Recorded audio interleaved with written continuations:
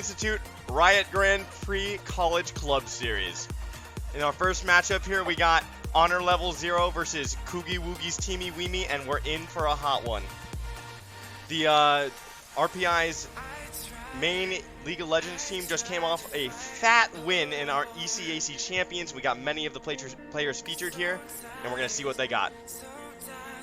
Damn, so what are they playing for here?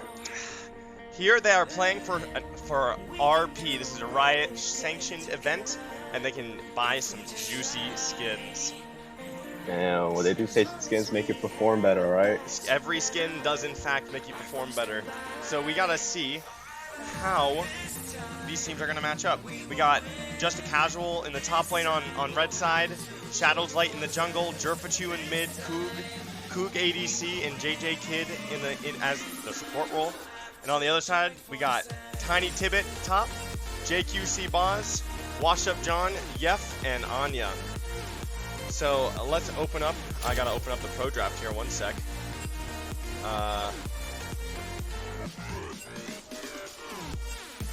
I gotta open up this pro draft link really quick, guys. Just give me a moment here.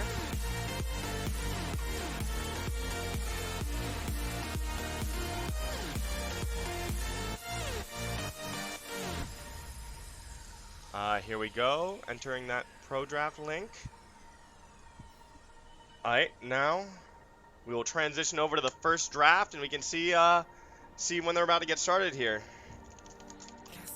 So looking at these two teams, who do you think, just blindly look, you can see their ranks right here, who do you think is going to come out on top?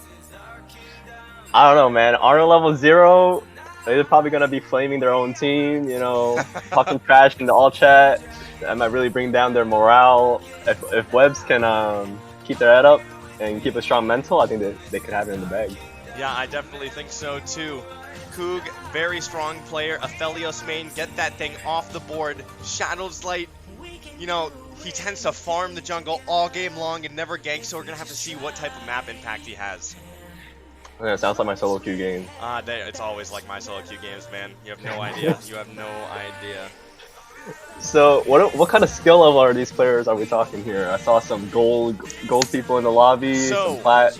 So JQC Boz right here, the jungler for Honor Level 0, who is Honor Level 0's namesake. The reason they have this name, he's about to hit Master in the next week, baby. Koog on the other side, the ADC, has been Challenger before. He played in the Amateur scene back in 2016.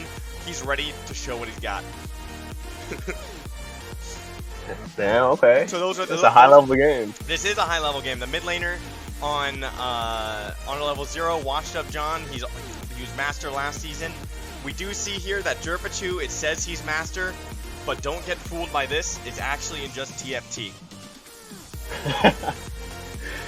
Well, hey, he's been on that TFT grind, huh? Anya is our resident Swain bot player, not trying to give away no strats, but Washed Up John is also a Swain main, and that could be a big flex pick for them.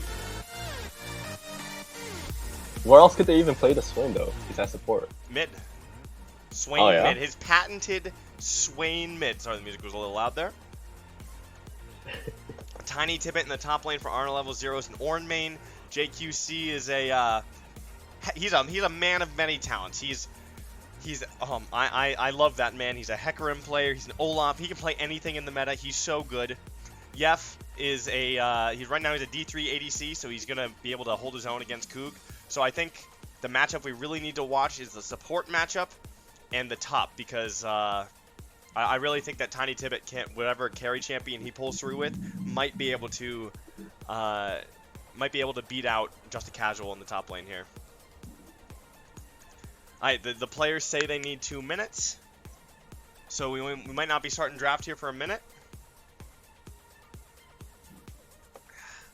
But looking at these two teams, I'd say, oof, this is actually really close.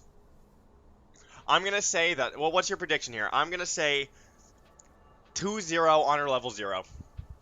That's my prediction. Really? Yeah. I'm going to have to go with a 2-1 in favor of W Webs. W Webs. So that's Koogie Woogie's Teamy, Weamy right there. That's the name they decided on the pro draft there. Koogie is a huge veteran. I love the guy. He is a great player. But hey, honor level 0, he's an Aphelios main, so ban that. Yeah, with that 200 years, you don't want to be messing with that kind of And stuff. then the biggest one trick of them all in this entire lobby is definitely JJ Kid on that Bard. You know, you see him on things like Alistar, like in that match earlier today. The ECAC Finals didn't look too hot, but when he got the Bard, he made a comeback. Really, that Bard? Are you sure it's not gonna troll his team with that ultimate? No, he's not my Bard, Alex. Don't worry, he's not my Bard. He's actually very good at it, and I definitely don't think I don't think he's gonna get through draft. And here we go, starting up on the draft. They're hovering the Bard ban. Get that thing out of here, JJ Kid. Sorry, you're not allowed to have fun. Washed Up John is a Victor main, so that ban makes complete sense. He's a stellar Victor player. So one of the only champions he can play at a high level, except for like Talon. Let's see what else they can come up with here. Concurrently with this match, we have Not Real versus the Jhintlemen. Oh, there's the Aphelios ban. What did I say, baby? You get Koogie Woogie off the Aphelios, and there's nothing they can do. He's also really good at Caitlyn. What other ADCs is he thinking about now that Aphelios is banned? Caitlyn is definitely his probably next best, but I'm telling you, I know these guys' strats. They're going to go for a protect the ADC comp. I'd be afraid of Kog'Maw or Vayne if I were them. Man, Kog'Maw, he's always the go-to protect the ADC comp. Play like Lulu, Kog'Maw, Ivern. We'll have to see what they do, but Shadow's Light here has been very afraid of JQC Boz in the jungle, so we're probably going to see something like a Nunu, a Skarner, an Ivern, something that he's not going to win the jungle on, and not get a massive lead, but something he can support his team with. You know what they say about Nunu? Your goal is to make the other jungler as useless as you are. Oh, the Sivir ban, that's interesting. Koogie is definitely known for playing the lethality Sivir. It's pretty good right now. And yeah, they don't want JQC on any of these carry champions. His patented Olaf is left up. So the Hecarim Manure ban's out. And we'll see what they first pick. First pick Caitlyn away from the Koogie Woogie. That would be smart. I like that. I like that choice. Take away the power pick so they don't have as much strength in the bot lane. Yeah, but we'll have to see if he is comfortable himself on Caitlyn. You know, facing down those traps. Knows how to play the champion. I'm going to guess one of the best matchups into Caitlyn is Jhin. I'm going to guess that they're probably going to be picking Jhin into this. Isn't Tristana pretty strong at the moment as well? Tristana is pretty strong, but you are going to get out if you definitely want all in with her, and you might be getting outranged by Caitlyn for a lot of the lane phase, and she's relatively safe with her E, so Tristana can definitely work. I know Koog thinks that Tristana is a champion that just makes you want to int. Jinx is also a big pick. Here we go, Jinx in pretty safe position. pick there. I think Volibear here is probably going into the top lane. I doubt Shadow's Light will play it in the jungle, but we will have to see. Blinding their top early is a bold move. And there's the Swain flex. What did I tell you? Swain Caitlyn, this is actually a pretty good duo lane in the bot here. You get hit by the Swainy and you get insta-trapped and take half your HP. Yeah, I mean, Swain support has always been pretty cancer. It deals so much damage for no reason. Yeah, he always just puts down the E, puts down the W, and you just see that HP. It makes the whole laning phase like, oh, do I get hit by E and lose, or do I just dodge all of them? So we get the Lilia pick from Jing in the jungle here. Now, I'm this man's coach, and I struggle to get him to pick this champion every single day, so I'm surprised he's picking it now, especially with Olaf up. Yeah, maybe we can take it to the phase 2 ban and get Olaf off the table. Well, this Lilia is definitely going in the jungle, so yeah, I'm just surprised he's playing it. But Lilia Kate, very potent combo. If you trap someone who's slept, they take their entire health bar in headshot damage. And this Karma is almost assuredly going down to the bot lane for the Jinx Karma combo. They'll have Prio in that lane, meaning they'll be able to push the minions first, guaranteeing the level 3 Scuttle Crab for their jungler on the bot side. You don't think it's one of those top Karma? With the volley bear, With the range top cancer. with the volley bear, I'm not sure, because I think with volley, they're probably going. I don't think that's going jungle. I definitely don't think, because I think they're probably gonna pick. Ooh, what are they gonna pick? They're probably gonna pick Ivern. Honestly, like, I'm really curious to see what he does. Shadow's Light is actually a Fiddlesticks main. So we'll have to see. Oh, the Yone ban away from Washed Up John. They're expecting the flex of the Swain down to support right there. And I'm surprised. The Mordekaiser ban, that's one of Tiny Tibbet's own champions. He's an Ornn main, so this Ornn would be a big takeaway from him, especially with Fiora and Mordekaiser banned. Yeah, really interesting bans. I mean, we thought Volibear might be going top, but like the banning out. This Volibear I think is now guaranteed to go jungle. So this is a Shadow's Light patented Volibear pick. We'll have to see what he does with it.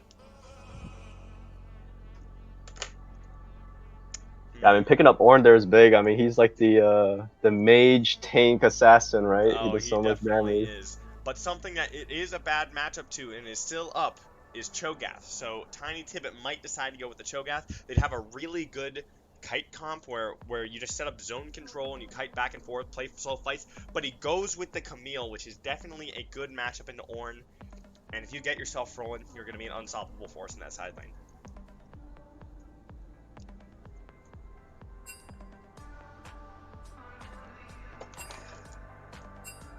Oh, we got some messages in the chat here saying that they picked Lulu and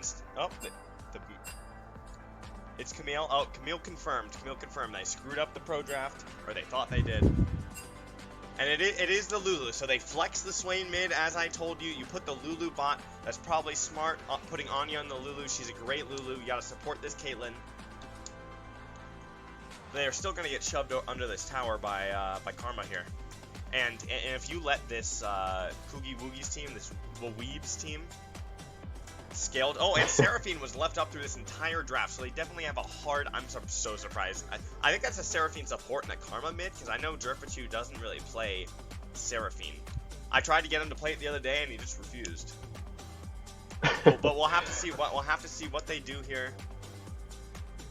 Yeah, I mean, Seraphine means big there. I mean, we line it up with the ults from Ornn and Seraphine, and I mean, we win the team fight right there. Got that fat wombo combo. All right, Alex. All right. Oh, cool. Looking at these two team comps before we get into the game, who do you think's coming out on top? I mean, it really is gonna come down to if Honor Level 0 can break that front line. I mean, Volibear and Ornn is gonna be causing so much distraction, and then they have Karma, Seraphine protecting Jinx. If Jinx can get all the damage she wants out, I mean, there's not much they can do. I'd say if it goes late, the Weaves might come out on top. This is loud. Holy crap. Right. So now we are going to get second. Transition here. Oh crap, we're gonna do the same picks and bans. It's just business. So yeah, the Lulu pick was very interesting to me because I think if Weeb's team ever takes a full 5v5 fight, they should win every time. You have Camille, she's not a good 5v5er. She really wants to be in that side lane split pushing the entire game. So I really think that, especially as you said, if it goes late, I think red side draft here definitely has favor. They have two fat frontliners for this Jinx. If this Jinx gets rolling, she's going to be unstoppable unless you can dive on top of her. But as I said, blue side has a really good kiting comp. They can kite back. Swain can drain tank their two frontliners. But they do have a lot of ranged engage, so it's going to be hard for them to kite around in circles.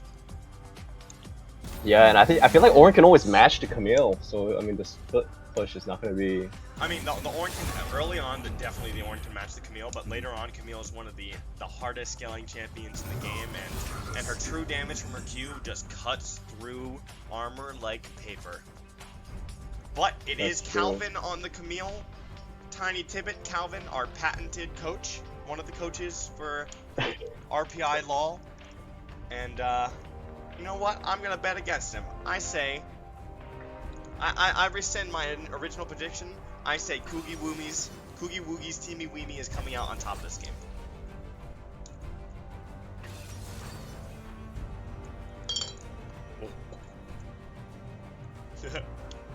Yeah, a little hover over to Yumi. Maybe it's a little shout out to Lonehorns here. It is a little bit of a shout out to Lonehorns here. I am the resident. Thank you, JJ Kid. I am the resident Yumi player, but I hate it because everyone makes fun of me for it.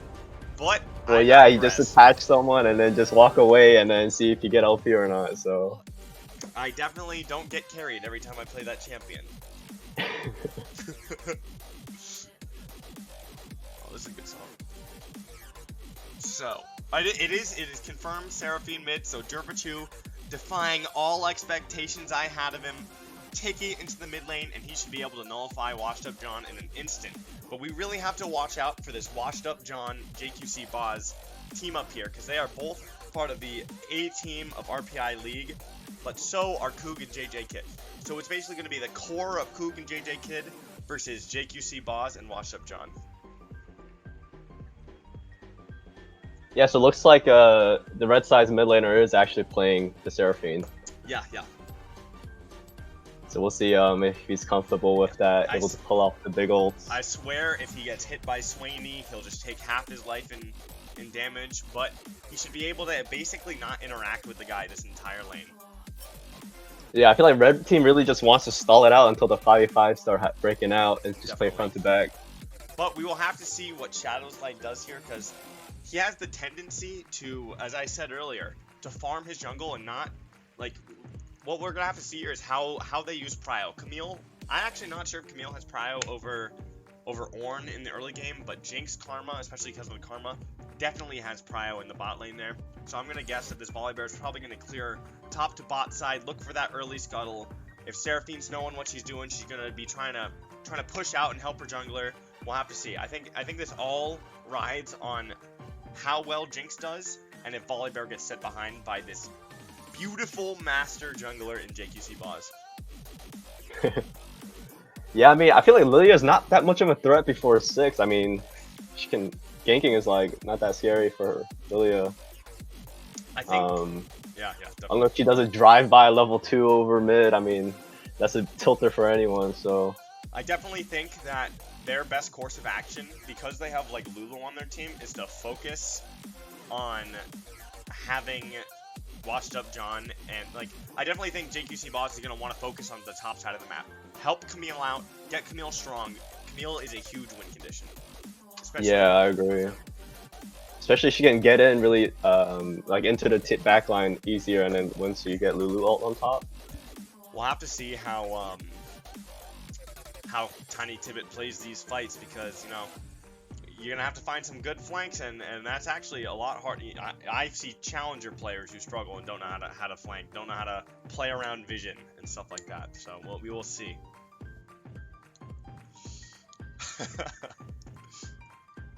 Anya, Lulu, JJ Kid, Karma, which enchanter will come out on top? Like Karma definitely has the advantage early on in the game, because her Q is AoE and she just has more damage. Yeah, she has way more damage, but Lulu definitely scales better. I think honestly, like if Jinx gets through the entire game and gets ahead, like they can win a lot of these team fights in early skirmishes. I mean, especially later. Like 100%, as you said, if you get a 5v5 past like 25 minutes, Koogie Woogie's Teamy Weamy, it's just gonna stomp them, I think. Yeah, I mean at that point, like Lulu's main thing is like polymorph, but like she can only polymorph like Ornn or Volibear. It's not like that big of a deal. Yeah, I think it probably has to be Volibear, unless the tank mage assassin is too much for them. I mean, yeah, she can stop Ornn's ult if she times it right, but yeah, definitely. I mean, yeah, definitely. Let's see. Is there any other strange interaction in this game? No, we gotta see if this Lilia is gonna commit a 9-man sleep or a 5-man sleep, if you know what I mean. 9-man sleep.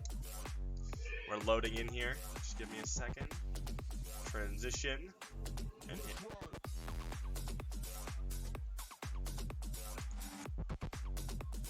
Yeah, I mean, Lilia's sleep is like the biggest like teamfight turner on the blue side that I see. I mean, if she can only hit the front line, there's nothing gonna come out of it. But if she gets in there, it might actually change the tides. And we're loading in. Let's see what they do. Let's see if there's any spicy level 1s, Alex. Who do you think comes out on top level 1? I think Karma, it's really OP, but Seraphine I think starts with 3 stacks, so she can start out with a with her root. Karma does a intense amount of damage level 1 with her mantra Q. I actually don't know who wins out level 1. It's really tough. I mean, it's gonna just come down to face checking. I think if whoever gets to jump on the other. But I mean, it looks like they're gonna play it safe. Just do a 5-point right here, spread out across the map, make sure no one invades, gets deep vision early. Yeah, there's a lot at stake in this tournament, so they're just gonna play level 1 out like this and see where it goes. Woogie usually tends to spam emote at the beginning of games. Oh, this is a nice Jinx skin. What Jinx skin is that? Look at that. It's like yeah, a little Christmas theme going around in the bot lane. Yeah, we got the winter theme down here with the Winter Wonder Karma and whatever the heck this thing is. It's like everyone's got their skins on deck, so no advantages there. So 100% Camille and Lilia right here are going to go for the late invade on Volibear's Raptors.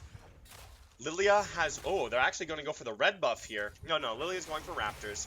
Lilia, low cooldown on her Q early.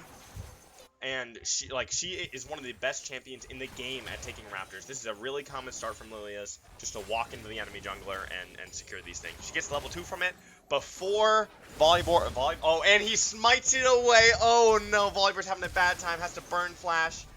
Is he going to get solo killed? Oh, that's it. Solo kill for JQC Boz. Wow, first blood just like that.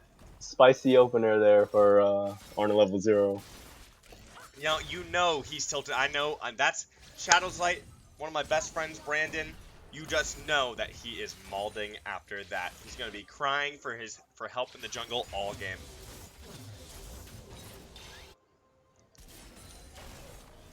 Ooh, and then we get a gank in the top lane, a fat trade onto Ornn. He has to burn flash. Is Lilia gonna die here? Lilia might die here. Oh, and she's alive. Barely getting out with 50 health. But that's big. We're burning the Ornn's flash. Ornn is going to be set really far behind. There's a slow push into his turret here. 11 CS to 4, but Ornn's about to catch right back up, assuming he can CS under turret well. Big trades in the bot lane.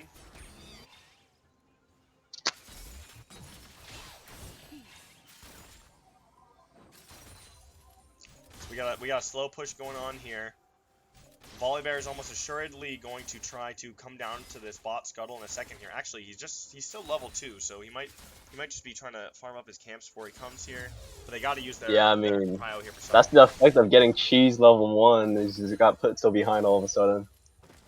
So bot lane here with the level advantage now. Let's see if they can poke them out a little bit on the tower. Yeah, so now Volibear is going to go for this scuttle here. He has his bot lane who can respond first because these two have to respond to the wave here. Otherwise, they lose so much EXP. Karma has the first move, and Volibear secures the scuttle. So I think Lilia is probably going to clear back up top here, secure her own scuttle so she doesn't get double scuttled. And yeah. We got about a wave's worth of a lead in the mid lane here. Would this be going on if you were in the mid lane here? Would you be down a wave at 4 minutes? No way, man. I would have probably gotten the solo kill already. Oh, yes. Remember we used to play our patented Zed Pantheon bot lane. You remember that? Yeah, the free combo every stun. Oh, we got a possible lane gank in the bot lane here. Volibear has kind of low move speed, even with his Q at this early level. Yeah, flash down too. He's wasting a lot of... He does no flash, and Lulu gets away clean. That's a lot of damage. They get out just fine. JJ Kid taking a lot of his HP and damage there. If they can stop this Volibear from backing, it wastes a lot of his time, and he's already really far behind in the jungle. He is 900 gold down, plus the first blood.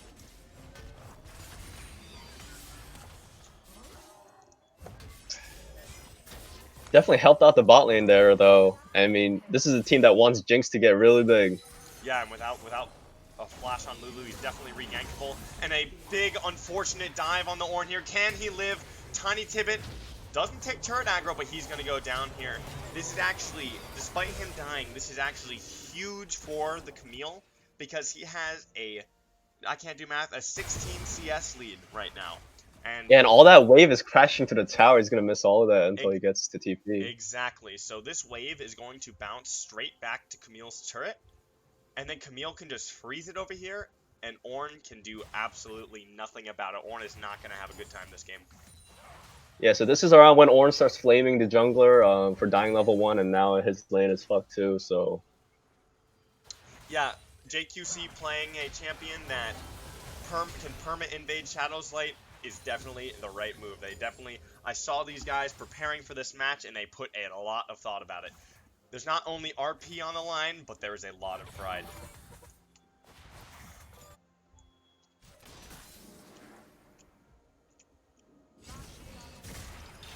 Guardian all OP. right. Getting a deep ward in the jungle there is pretty big. You can see wherever Volley looks bot.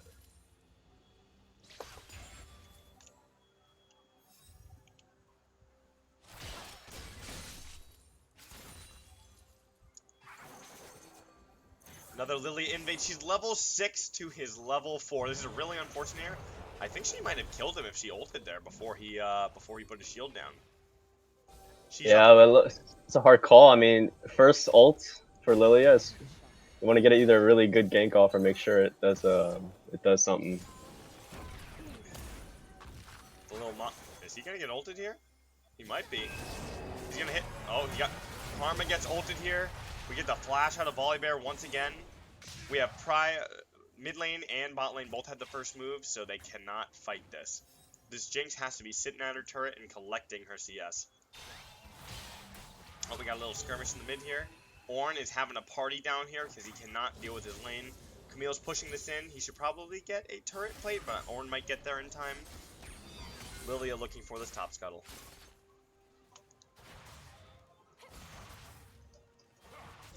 First place, this just in, I just heard from production. First place also gets a custom Discord role in the RPI LoL server. So watch out for that, guys. That is a coveted prize. Now you know they're playing it seriously. So they're going to probably get some turret plates here in the bot lane. Big poke from the Karma coming out. Those turret plates are so juicy. That is fat gold right there if I've ever seen some. Now let's look at the gold. There is a 20 CS lead in the bottom lane, resulting in a 500 gold lead. That's pretty big.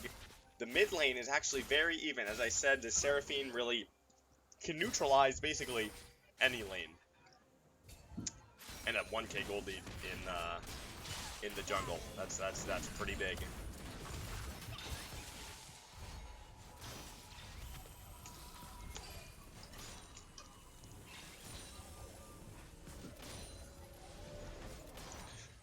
So, when is Dragon up? Dragon is not up for...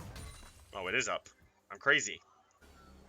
Yeah, but first Dragon's Cloud Dragon, so... I mean, it's definitely nice. I feel like it's underrated. Especially for one of the first two dragons. It definitely is. People talk about it and say that it is the worst dragon, but in my eyes, all dragons are created equal. Especially like in like a solo lane matchup where you guys both blow ultimates. If your ult comes first and you know you got like a 20-second window where your opponent doesn't have ultimate, yeah, that's a big deal. Yeah, I'm expecting JQC Boss here. Oh, he's about to face check into a whole team. Here we go. JQC Boss is in trouble. He still has his flash. He gets out. He gets hit by the Seraphine. Oh, gets caught by the Seraphine. And he's going to go down. A big shutdown going over to the Volibear. Swain pops his ult, but he can't do anything. He's disengaging. And then this first Cloud Drag is going to go to Koogie Woogie. I think if they start it. JJ Kid is at very low health here, actually. Maybe they can contest it. Seraphine can come down. Ornn has TP. Camille has TP. I'm pretty sure an Ornn teleport is way more scary. Swain has no ult. He can't do much here. Yeah, they get this free dragon. Jinx gets what is her thing called again? She got excited. Yep, that's what it's called. Coach, by the way. Yeah, I mean, Swain without ulti in these big fights is not that good, honestly. His ult is like what really carries him. Yeah, I definitely think Lilia's going to want to go for this Herald here and then get her Camille even further ahead with a bunch of turret plates. Yeah, I mean, Camille definitely has the potential to take over if she gets ahead.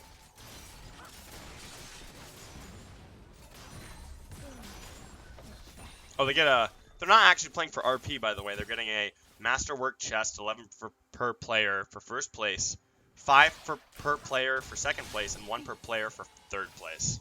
That's a lot of chests right there. Yeah, as expected from a small indie company, we can't be expecting them to just give away free Riot points. Oh my gosh, so. they make so much money from every skin they release, I swear. They need... Where is my Lone Horns theme skin? Come on, guys. Yeah, actually, whoever wins this tournament is gonna get a skin line that represents their icon and everything for them. Ooh, there's a kill in the bot lane here. Karma goes down to the Jinx. Oh, the fat Lulu ult. I didn't even see that. I wonder if Karma just got trapped. And JJ Kid, the RPI A-team support. Oh, and we got the big teleport play. Volibear's going to shut off the turret. They're gonna dive it. Not working. Volibear ulti Jeff coming goes in. down, and Anya is just a sitting duck. Tiny Tibbet's here, and he can't go in. He is too scared. He can't go in 1v3. Nothing he can do here. Jinx getting these big kills. Yeah, he is. Volibear has many kills. He has caught up in gold now. He's just up with Lilia now because he's gotten some fat shutdowns. But Lilia is getting a fat wave here because his top laner teleported down. Oh, and actually, Swain getting caught at the river right in front of Dragon, overextended. Swain going down, Seraphine ult coming out. The Camille can do nothing, and he's dead. Lilia is getting a big lead. What here. is going on? Though. This game is a clown fiesta, my guys. Ornn is... This is really smart by the Lilia. He's going to let the wave die to the turret. They'll probably take it. He goes in, counter jungles, and there's nothing Volibear can do about it. Yeah, I mean, Lilia's trying to do everything she can, but honestly, that swing where they just lost, like, so many people for no reason after the fact. It's definitely in favor of the red side here. Oh, a gank mid, Ulti coming through. And the mid laner is down. JQC Boz he's playing Bambi and he's looking for a way out. Oh, he's gonna flash. And another shutdown for this Volibear. You know, people say Shadows Light 99 struggles to have map impact, but he is 5-1 right now and is actually still 600 gold behind his counterpart. Yeah, he finally got his revenge on that Lilia.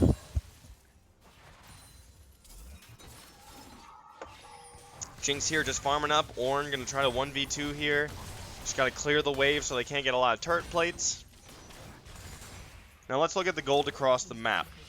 Jinx is up 1,200 gold. That's a lot of gold on her counterpart. Mid is behind 400 as expected by a Master Tier Swain. And top is up 1k. Camille definitely is favorable in this matchup. And I really don't think Camille should be laning against Seraphine right here because, or Seraphine shouldn't be laning against Camille because if she gets eat on, there's almost nothing she can do about it. We have Dragon coming up in a minute, so we got to see. Red side has full vision over here, as we can see. They have full control over the jungle, so it's going to be really hard for Honor Level 0 to face check here without their whole team here and to take control here so they can secure the Dragon. Yeah, Fire Drake coming up. Some nice extra damage for the fights.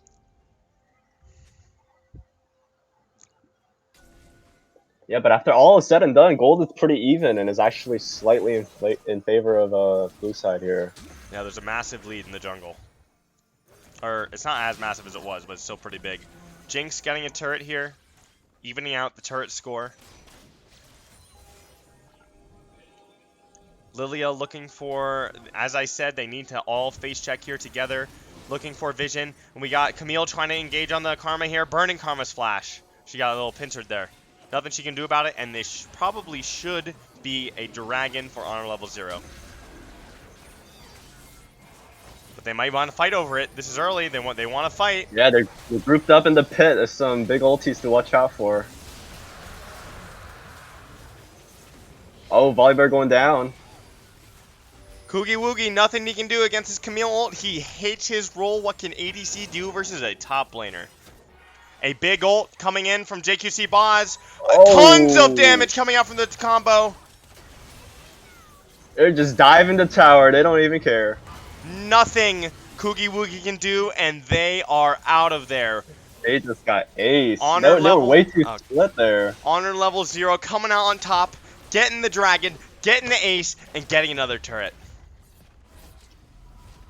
Definitely a huge swing there. A lot of momentum lost. Well, that Jinx ult was going nowhere.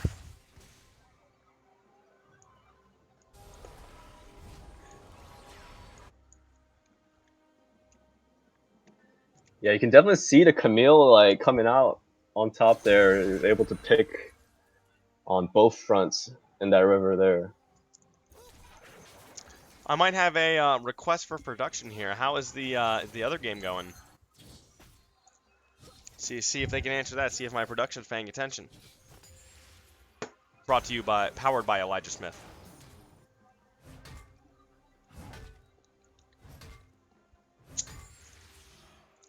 Ornn actually has closed the CS deficit quite a bit. He's only 19 CS behind right now. But he's definitely down. Camille has a shutdown right now, so he's definitely down in gold.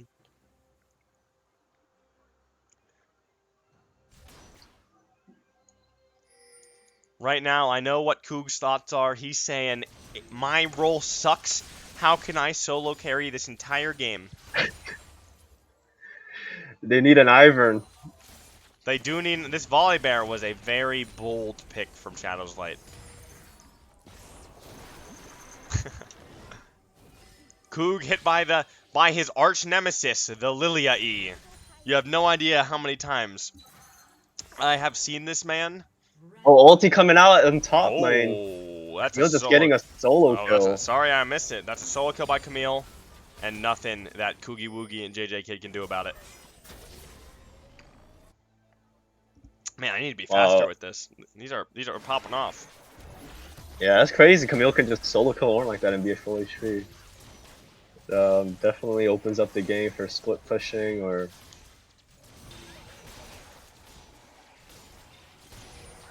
JJ Kid looking for some vision here, but nothing he can do about it with his top laner not on the map. This Lilia, level 12 to a level 9 on Volibear. He has a massive XP lead. He almost has double Volibear CS. He is sitting fancy with a 1400 gold lead. That is massive. The only character in which Koogie Woogie's team has a lead is on this Jinx of about 1200. And you know what? What can Jinx do against a fed Camille and Lilia? I'm not sure there's much he can do. Yeah, I mean, there's so much to watch out for. It's gonna be hard to pull off. This just in from production here. It is apparently 1-0. Not Real is ahead over the Jhintlemen. So we'll have to see how the next match pans out, but we might be expecting a Not Real to be ahead or in the next match for whoever wins this series. But this is a close one. There's a 5k gold lead on honor level 0. It is big, but it's not insurmountable. Ooh, I think they should have just engaged on this Lilia here. He's just playing games with them, weaving in and out. This Lilia move speed is insane. That season 11 champion. Oh, and he got a recall off. Lilia got a recall off. Is there a fat engage? They're catching some of their members out. Lilia kind of inted with that recall. Coming in.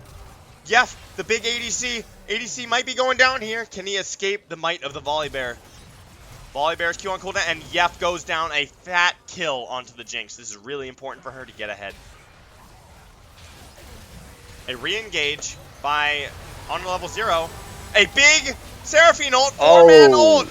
Swain ulting, going in. I don't think they can win this 3v3. Jinx is about to go down. Jinx falls. Seraphine about to fall after her. And there's nothing they can do about it. Lilia didn't even ult there. They just got rolled even after the 5-man Seraphine ult. Yeah. They didn't have enough damage. You know, Jinx only on 2 items can't put out the AoE damage that they need. And who else with a Moonstone Seraphine is going to do it? I don't think this 1-4 Ornn is. Yeah, they're second double Moonstones. They really needed that Jinx to pull through.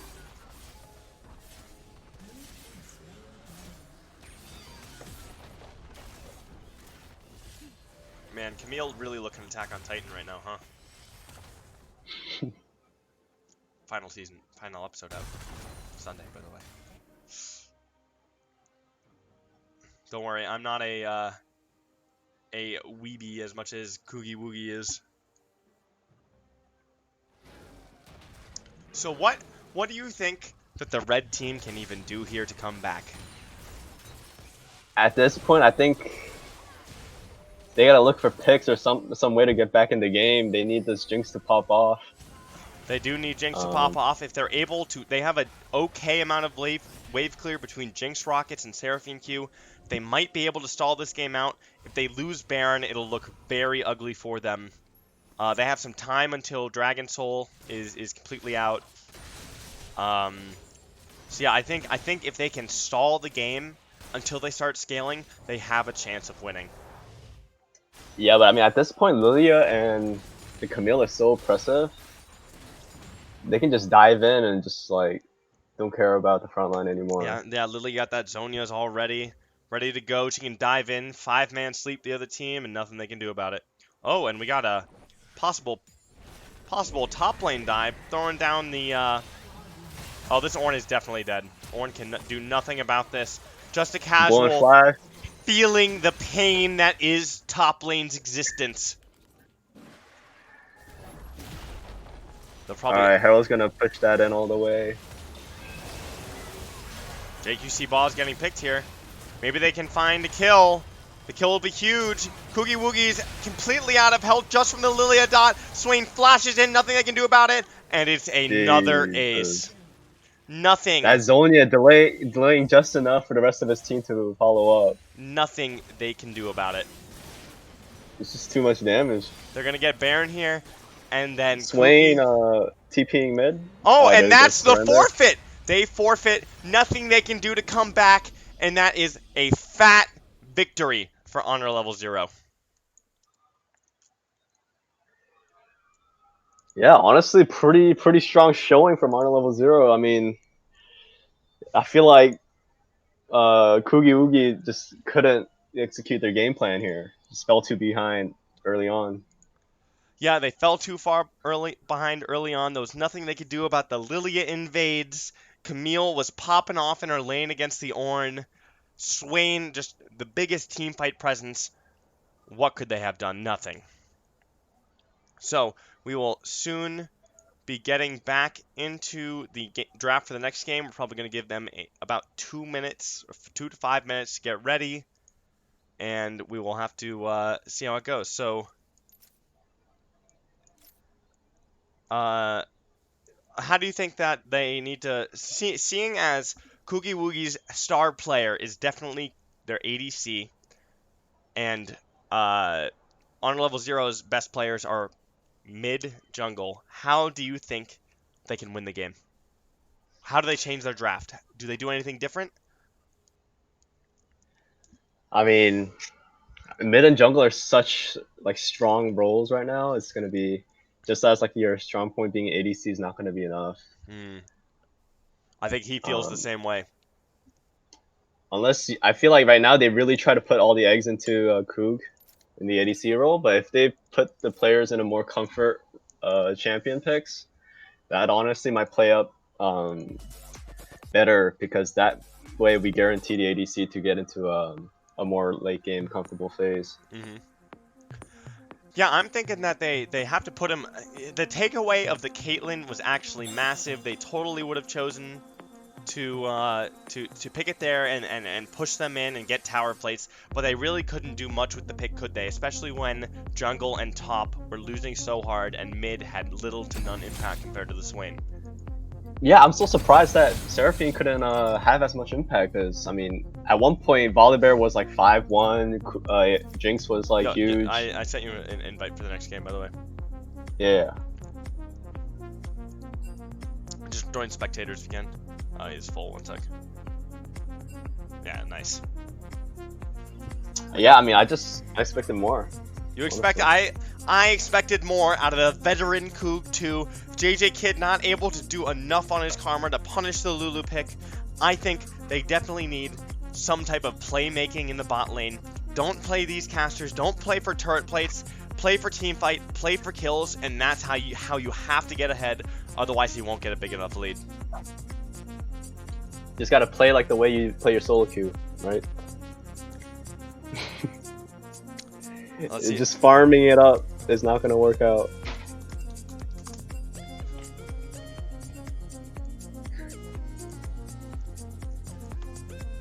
Oh yeah, I also need their side choices. We will see what they are gonna do here.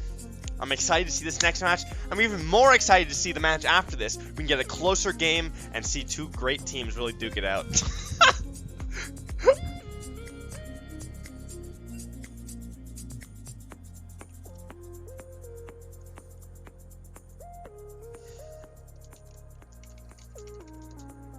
You've been playing a lot of League recently, oh cool? Honestly, not a whole lot. I've been playing some ARAM here and there. Me neither, man. I've lost recently playing solo queue. It's just, you know, I love enchanter metas. That's my thing. Ardent Sensor meta, my favorite meta of the whole game. Man, that shit was so cancer. Yeah, you know, you're right. It definitely was. You literally get like 3,000 like shield on one person, and it's just like nothing you can do. And I remember people were buying support items on their ADCs just to get their support Ardent Sensor faster. That was so funny. Alright, so we are getting a side swap here. Koogie Woogie will be on blue side this game, so let me do some editing here.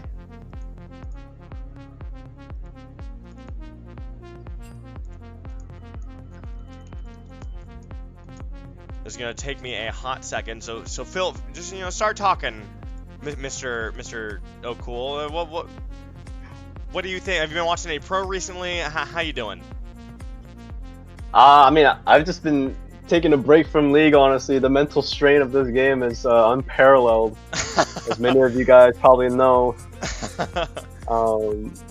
Taking a break, I've never been happier.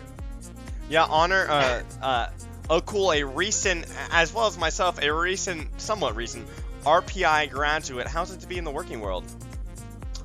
It's definitely different priorities. Your time is, you don't have much time for yourself as you used to. Really? Mm-hmm. But you got time for me though, right? I'll have to check my calendar actually.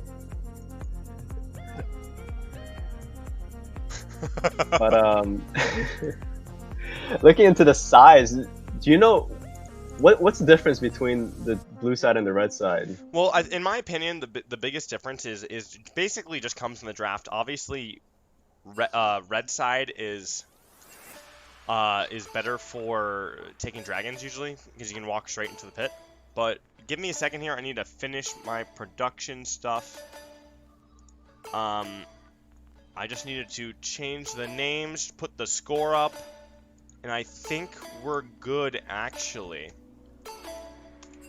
I'm gonna say R. I'm gonna switch it over to the draft here, and maybe we can get right into it.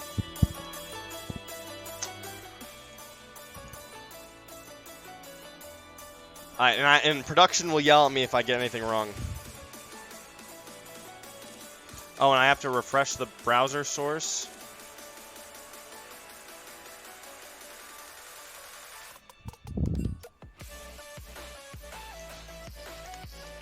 Alright, we're about to get draft started here.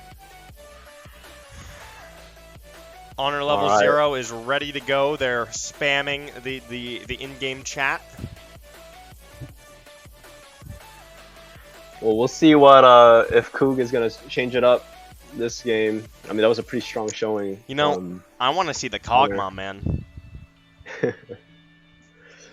I don't know, but if the team gets rolled everywhere else, Kog'Maw is just a sitting duck. Yeah, so. You're right. You're right.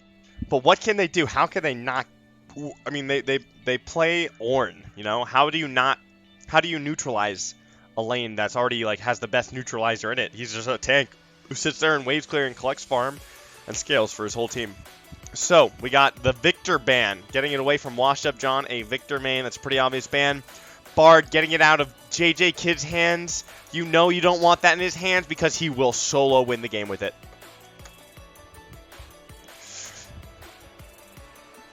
Now we'll see if they ban out the patented Swain. That was pretty big game changer last one.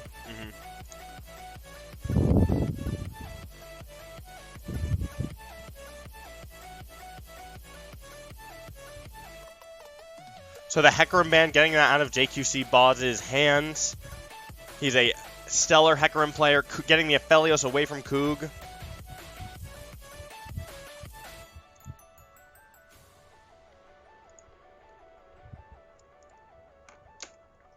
So much the same bans. We'll see if they change it up in the picks, but yeah, I bet Koogie Woogie's team is probably just gonna run it back, do the same thing, getting Camille out of there. They're setting themselves up for a tank pick in the top lane. Tiny Tibbet has many things he can play. He can play Mordekaiser. He can play. You know what? He's kind of an Ornn one trick, but I believe in him. He did well last game, and he can do well this game. Get that Udyr out of here. They don't want Brandon. Shadows Light 99 getting that free pick that literally anyone and their mother can play and get diamond with. now we'll see if any spicy picks come through. Don't Volibear first pick Brandon. What are you doing? Why are you first picking this champion, man? Take Caitlyn for the Koogie Woogie. I don't like this first pick. I think Shadows Light 99 is putting all of his eggs in the Volibear basket.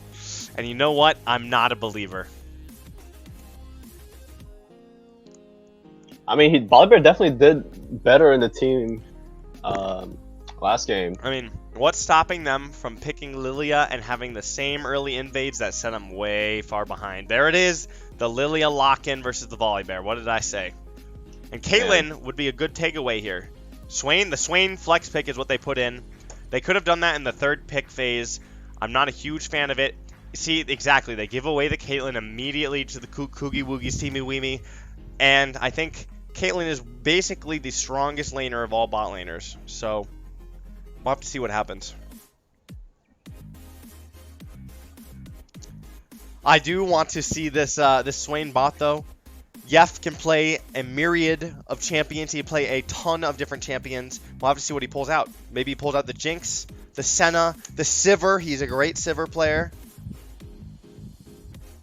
And the Karma again from JJ Kidd. You know, they're looking to push this lane in, get turret plates, secure early drags, but I'm not sure I like it. I'm not sure I like seeing him on not a playmaking champion when there is a big rank support gap in terms of rank. Ani is a great player. And then we got the Sivir lock-in here, as I said. I'm a prophet. Yeah, is that going to be the lethality poking Sivir, or is that going to be... So I think you change your runes based off of how many tanks you're facing. If it's just Volibear is the only tank, which I doubt, you probably can definitely go lethality. It does a crap ton of damage. But I think... yeah, it depends. They can go both. It's pretty flexible. That's one of the nice parts about it. Yeah, well, Sivir with that notorious wave clear basically guarantees that they can stall out longer than they should. Level 1 Sivir can do like half your health in damage with the Q. Yeah. We have the Malphite and the Yone bans, getting the Yone away from Washed Up John. And we have a missed ban here from Honor Level 0, and they are claiming that it... well, we got some argument in the chat here. We'll have to see what comes out of it. I think it's a Mordekaiser ban or an Ornn... they said it was an Ornn ban. They said, yeah, that miss ban is an Ornn ban. Pro Draft kind of stinks because you can't ban past 0 seconds like you can everywhere else, like in the client. So which one? It was an Ornn ban. What's the mistake? No, so they missed a ban on red side here. See, there's no ban there, so that's an Ornn ban. And we got the GP ban taken away from Calvin. Tiny Tibbet trying to stop him from getting a massive lead in that side lane there. He still has the Mordekaiser to pick though, but they have a lot of AP.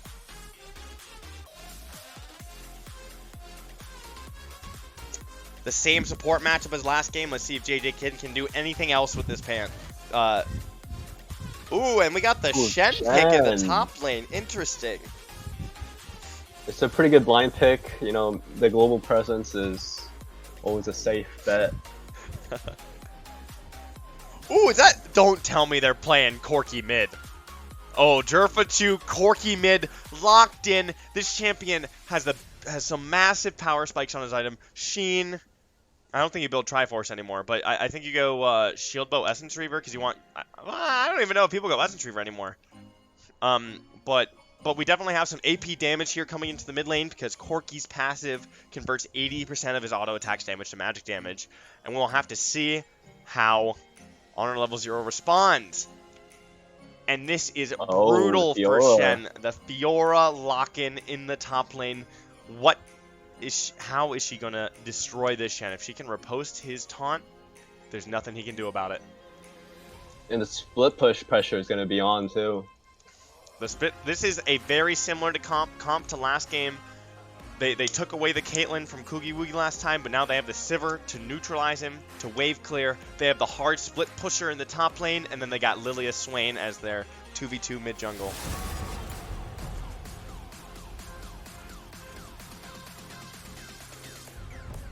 So now we'll get into the actual client here. I love hearing the quotes as they ban the champions. Who's your favorite champion? Is it Zed?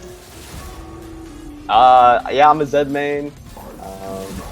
That's why I'm pretty hard stuck. I'd say.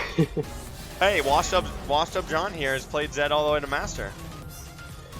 Dude, if he pulled out the Zed in one of these games, that'd be crazy. Yeah, I totally would want to see it.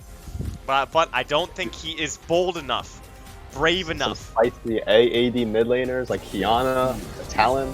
You know, so he is one of the players on the RPI's A team for LoL, and I have been trying to get him to play things like Tristana mid for a long time. He does have a pocket pick Nocturne mid that I would have loved to see, but probably not into a range matchup. I'm surprised that they pick Swain. I guess the Swain's a flex for them. So looking at the two team comps, who comes out on top?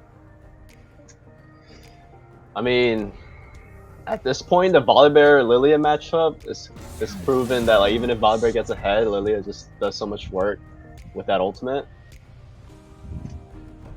I'm gonna have to say red team here. Red team?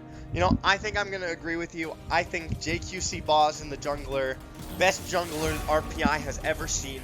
No one can even contest him, and Volibear is gonna be left in his dust. Bear versus Deer, you think the Bear would win? But Bambi's got friends. He's got his teammates. He's got Fiora in the top lane. He's got Swain in these team fights. He's got the Poke Sivir and Lulu to back them up. And I think there's nothing that's going to stop this Fiora. And the Yumi shout out to me. Hello.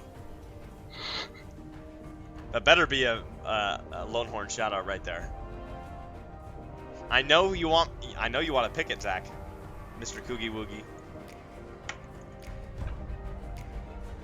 But I'm actually very surprised at Shadow's Light's priority on picking this Volibear. How viable is Yumi in like competitive? I think it's definitely not bad. Like it's definitely super good in certain situations. Like Sivir Yumi is actually a really good lane. The only issue is if you get shoved under turret and then dove pre-6. But after 6, you have kill pressure on almost everybody, and like, obviously you scale great. Weamy actually beats most enchanters, if not all. Oh, really? Karma is probably the best enchanter into her because Karma shoves you under turret. And then that sets up like early dive shit. You don't want to play it into stuff like Alistar because you're just gonna get dove super easy. But it's definitely a good pick. We actually practiced it in some of our scrims recently.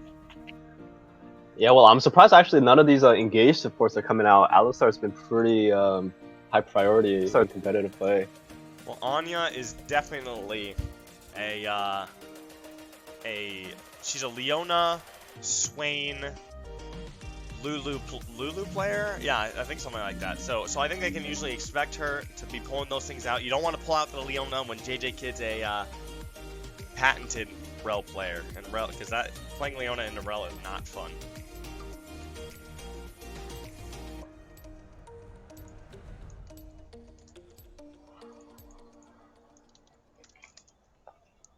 All right, we're getting into game 2 here. What are your thoughts on how this matchup's gonna play out? So, you know, I hate to take anything away from Koogie Woogie's Teamy Weamy, but I think the Fiora split pushing in this top lane is going to be an unstoppable force, and I'm not sure that Koog's team, Durfachu, I'm not sure they'll be able to respond. Yeah, I think the engage from blue side is not going to be enough. They can just let Fiora split push all day. But we'll have to see. If they start making plays, I think this Shen really wants to be ulting on this Volibear, who is going to be charging into the bot lane, looking for early dives. It's going to be hard to dive this guy when Lilia has so much move speed across the map, when Sivir has so much wave control with all of her AoE abilities. But if they can make plays with the Shen, we will have to see.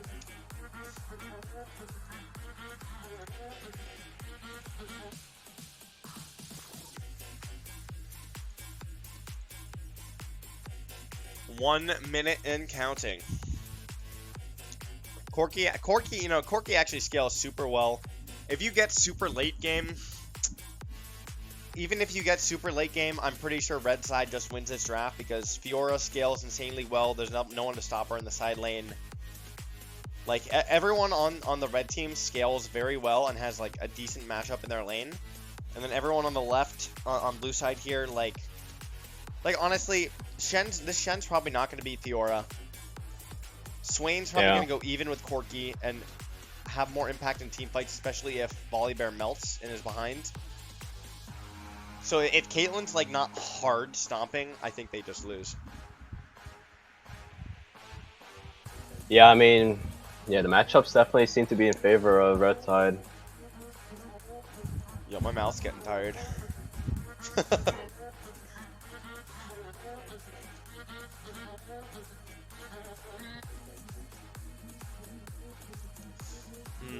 Let me think here. What can they do? You know, I bet they do this level 1 invade on Raptors again on the blue side. Lilia just a monster. Now they know they're gonna like ward it. Probably have Shen there. Yeah, no, they very well might, but he does a late invade after the minion spawn. Shen definitely wants to probably be in his lane, otherwise he might lose a lot to Fiora, but who knows? We'll have to see what these League of Legends masterminds have come up with.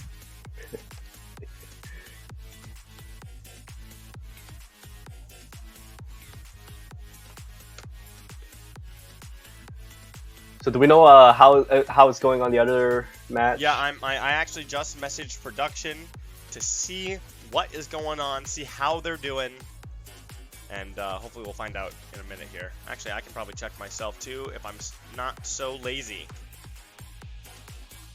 to find the bracket though.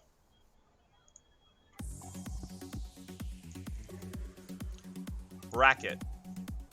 That game is still in progress as far as I know, so we will have to see.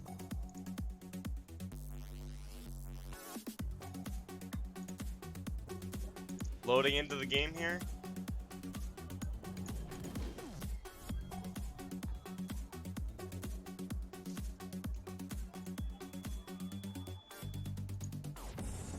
And we got a pause. They paused the game on me. They don't want to have fun.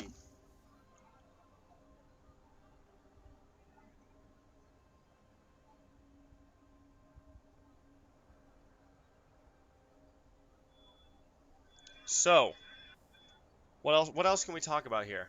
Early drags definitely need to go to this blue team here. I think their win condition is probably obviously playing around this Caitlyn and getting early prio on the drags. Yeah, I mean Shen ulti, he can always be on deck to come to those fights. It's gonna be really on this Shen to try to go even with this Fiora because he's gonna have to match her in the late game with this split pushing. But Yeah, that's the thing. Like, even if Shen like leaves top to get an early drag or two, it's not gonna matter if Fiora gets huge. Like the first you get 2 drags, like, but you lose that lane so hard that like Fiora takes over. It's like yeah, I don't know if honestly. that's worth. But we will have to see. I definitely think the area of the game to watch is probably going to be the jungle matchup. See what this Lilia can do. See if she can get this bad advantage again, and see Yeah, what she does to the enemy team. I really want to see this Volibear pick work out. They put so much priority on it, but I don't know. Lilia is like definitely a strong answer to it. I wish I could get this man to play Lilia more often because whenever I play with him, he refuses to play it. It's such a strong pick. I mean, if you get behind, you can just power farm your way through anyways, and your ulti is such a game changer. No, it definitely is. So once this game starts here, I'm gonna take a peek and we're gonna vote on our best skins because you know what? That's just how much I love skin. You know what? They don't need more of my money. Right? Someone get me skins, please. I'm poor. I play Weamy. I just bought Yubi. Like, oh, man, I need more skins in my life. You know, but my favorite skin, and I hope Jerfachu has it. My favorite skin. High Noon, we got Ben 10,000 in the chat saying High Noon is the best skin line. I think Koogie is the best skin, and please tell me he has it. If he has it, I'm voting. He does not have it. He has like, is this like Space Invader or something? It's like Starship. I don't remember exactly what this is called. Arcade. Arcade is arcade. Okay, yeah. So my personal favorite is Koogie because that thing has some of the best taunts in the game or emotes. You got a Yeah, favorite? definitely reporting Corky after this one. five man report Corky. Dude, And looky here. Are they gonna try to cut off the top laner here? What is this? oh yeah, stacking 3-man top. They're expecting the Lilia to maybe pull something here. This ward right here. If you're playing against JQC Boz, he does it every time.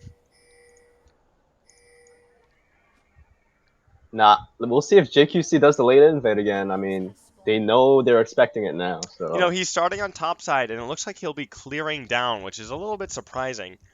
So I don't think he's going to go for this late invade here, but we will have to see. Yeah, he's definitely starting his own Raptors.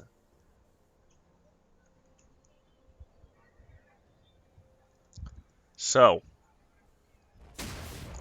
he eats the blast cone. Rude. Oh, we got the chat here. Let's disable this, so we don't have to read their fully. No one wants to see them flame each other. You know, we are nice summoners. We are not honor level 0 like this team right here on the red side. all right, Volibear getting his clean start finally. He'll be happy to not be getting hard invaded. Now this quirky pick, it's I feel like it's pretty greedy. I mean, it's like all damage. How do you feel about it? You think it's gonna You know, pull through? Corky is what we won the ECAC champions with today, baby, in our final game. I actually really like this champion. It does, like, as I said earlier, it spikes really hard on some items. Like you get your Sheen breakpoint, you get your Shield Bow breakpoint, and you just start pumping damage. Also, the package does more damage than Rumble Ultimate, which is so dumb. I hate it. I do like the pick, but it's definitely like somewhat scaling at spikes in the mid game hard, so we'll have to see what happens. If he can do fine in his lane, he's getting poked down really hard by the Swain right now at half health. Caitlyn and Karma are pushing in their wave. Karma looking for some deep vision to find out what this Lilia is up to. And Volibear Yeah, that's the thing with Swain lanes. You get hit once and it's like, You just take half your health. Yeah, and every time he either pulls you or lands his W, right, he gets infinite stacking health, right? Mm-hmm. The Sivir Q coming in, doing some fat damage. It's a missed Karma Q by JJ Kidd there. You know, So assuming both junglers. Corki should be able to collapse here, Volibear is not clearing fast enough to get to this bot scuttle. He's going to get taken from him. I think this is a mistake by the blue team here. No, they actually see they have him on vision. They're coming to collapse on Lilia, bully him off this. Let's see what the Karma can do. Nothing to the double buff Lilia. Where's Volibear? We're looking for an early skirmish here. Corki taking some early damage. Is there anything he can do about it? We got a 4-man collapse, and Lilia gonna go down for the first blood going over to Volibear. Let's see what else they can do. The polymorph comes out. Swain is getting chased down. He's slowed by the Karma Q. And they burn Swain's flash. That's a big win for the blue team. Yeah, I mean that's the bot Prix coming through right there. We had them collapsing way faster than the other side. No, it definitely is. Like, as I said, Karma basically supports dictate every lane. Whoever can push the wave first is basically always up to the support matchup. And Karma is one of the highest prio supports in the game. You can Q the wave, you do so much damage to it, you can poke the enemies, and you can just push your wave to the turret, and the enemy team can't react to your movements on the map. So, just collecting CS here, looking at CS. There's a big CS lead for Shen in the top lane, actually. There's a massive wave crashing, so this is probably going to even out. But we'll have to see. Big... Yeah, I mean, oh, sorry. those empower autos in the beginning, they hurt so much. Like, it catches people off guard how hard it hits. I've been solo killed many a time by by Shen's putting 2 points in their Q and just beating my ass. So let's see how many of these minions Tiny Tibbet can really get. He's picked up quite a few, and he's definitely evening out the CS score here. Yeah, I mean, Fiora is one of the best CSers on the tower. Yeah, you got that auto reset, you got that Q.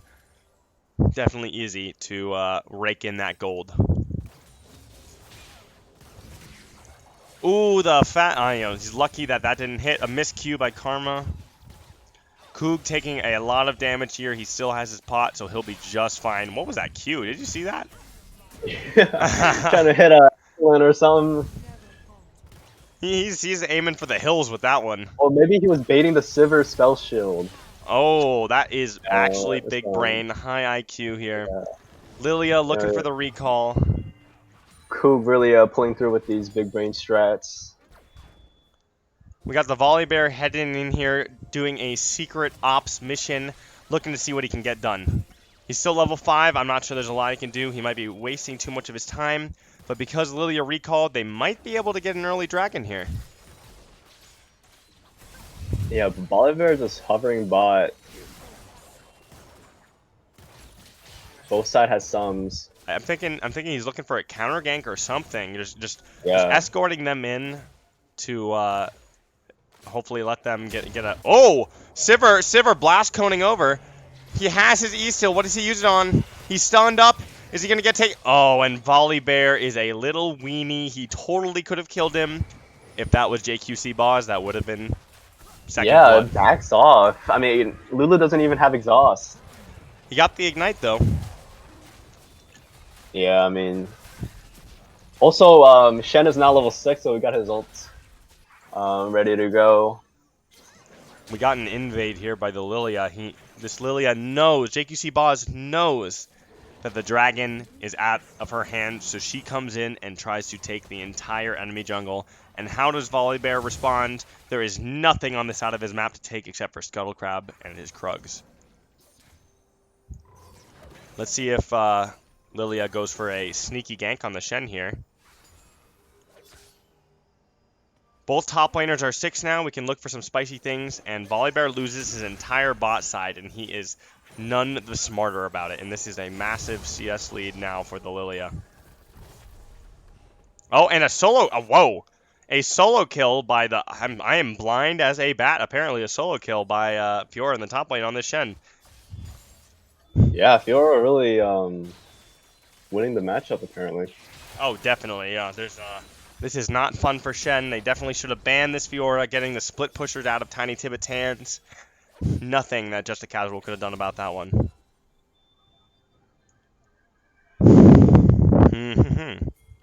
Yeah, definitely different play styles in the top lane. Yeah, Just a Casual playing for his team, picking these tanks and frontliners. Oh my god, I didn't and even see bot lane that kill actually going to Caitlyn. A big kill for Caitlyn. That's actually a big deal. She's up a full waves of CS.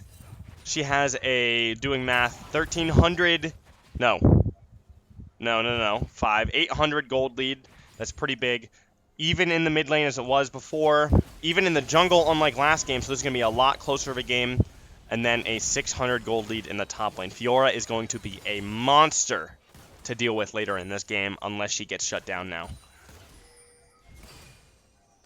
Oh man, I need some water. But like, what can Volibear even do to gank Fiora with the rip post? You know, I think the blue team's plan was to sack top lane, put him on a tank, play for team fights, and just hope that top lane doesn't explode out of control. A taunt in and a small trade against Fiora here. He could have done a little bit better on that trade. He missed a few autos, but Fiora is none the wiser and is collecting a fat wave here. He can freeze this wave here. And there's really, yeah, he's freezing it.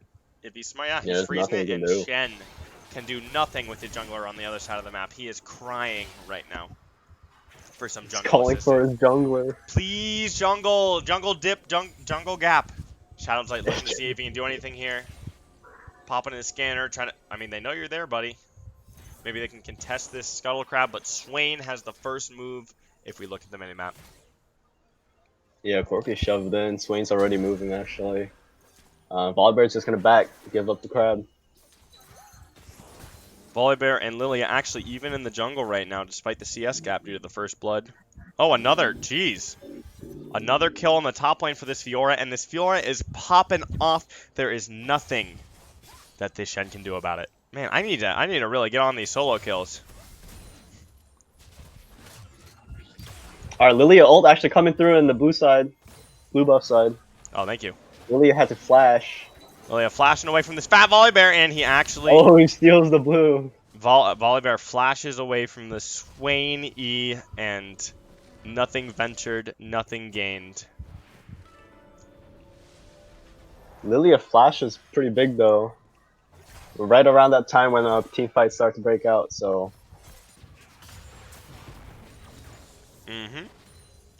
We'll see if Corki I'm surprised Jervichu has actually been able to keep it as close in the mid lane as he can.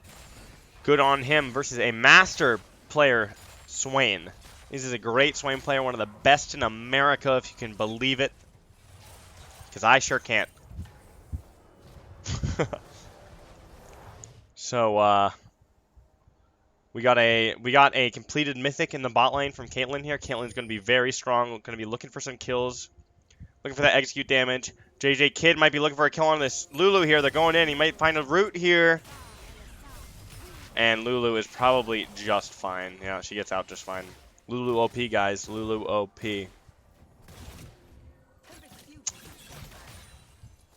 They're actually rather close to first turret down here too. So as long as fucking Dragon's coming up soon.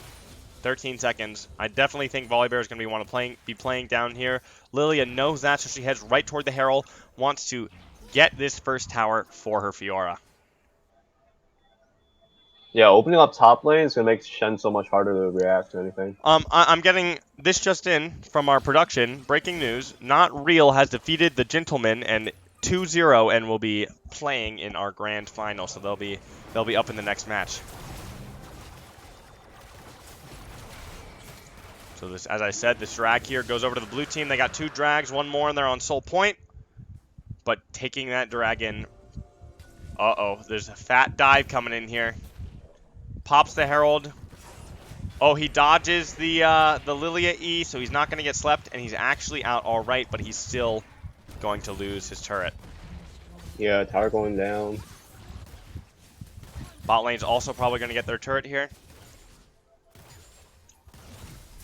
Plate's falling in about a minute. Oh, he really wants that cannon, huh?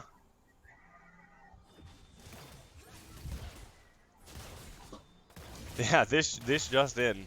My production team is great, guys. Give a round of applause to Roll Need. He is great, and we finding a gank in the bot lane here. Is Lulu gonna go down? He gets stunned by Volibear. Volibear turns off the turret. Nothing he can do. Caitlyn finding the kill, and oh, a teleport coming in here. Trap on the teleport. Nothing Swain can do. Swain's gonna go down instantly. Another teleport coming in from the Corki.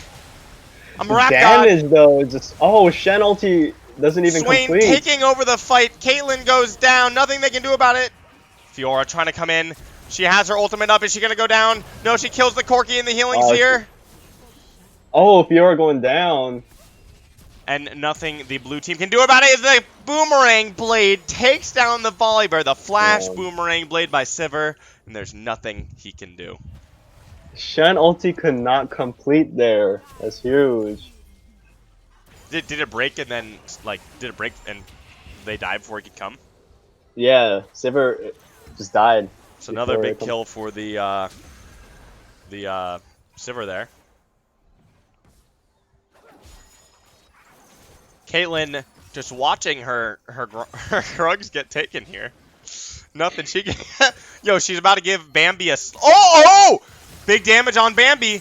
Oh, the double trap, the ult, and oh, that was beautiful by Koogie Woogie. What was that? That was some Caitlyn mechanics there if I've ever seen them myself. You know she went into practice tool for that one. You know that our challenger A-team ADC is just popping off on this champion. 3, 1, and 2, and I don't, whatever, is a monster.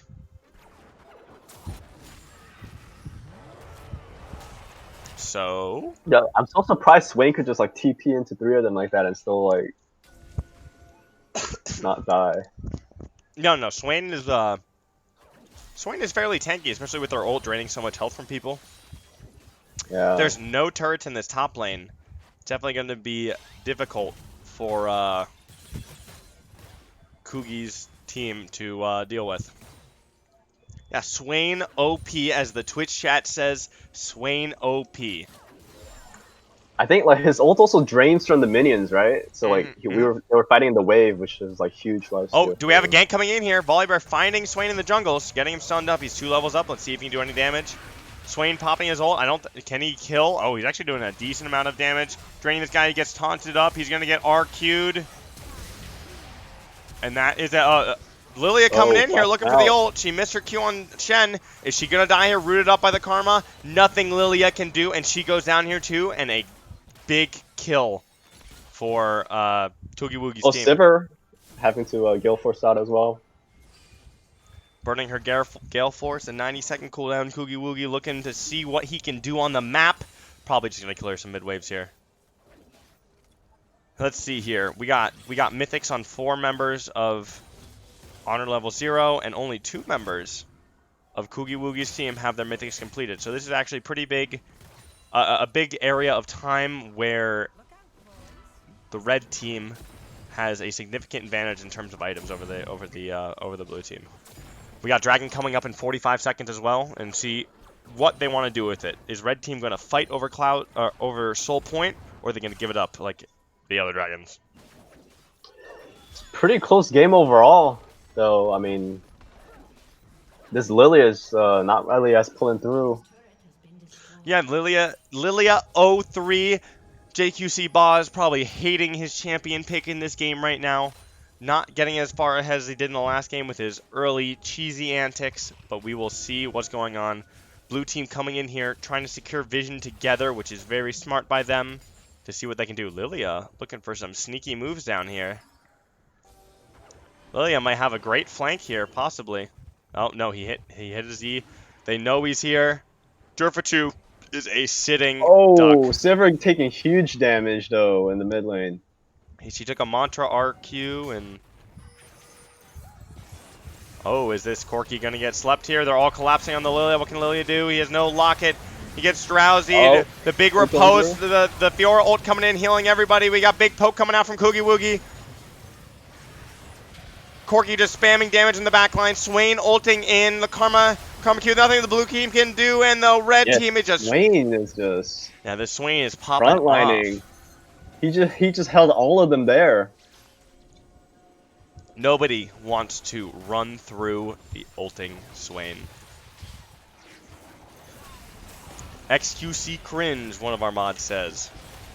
Oh, a big ult by Koogie Woogie. Actually, they played this slow. They totally win this. Everyone on the red team goes down. Jervichu popping off, getting the double kill. Can he get the triple? He gets the shield from the Karma. One more ability, and he goes down from the Boomerang Blade. He could have played it better, but he dies in the end. Koogie Woogie looking for a kill here. Oh. 2 teleports Karma coming dying. in. And they all back off because they're a bunch of weenies. Dang, this Swain pick is actually insane.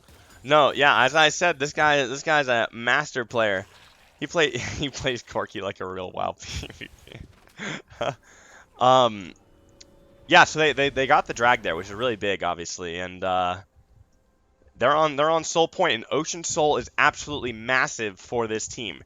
If they play these fights slow, they can kite back using Karma, Corky Poke,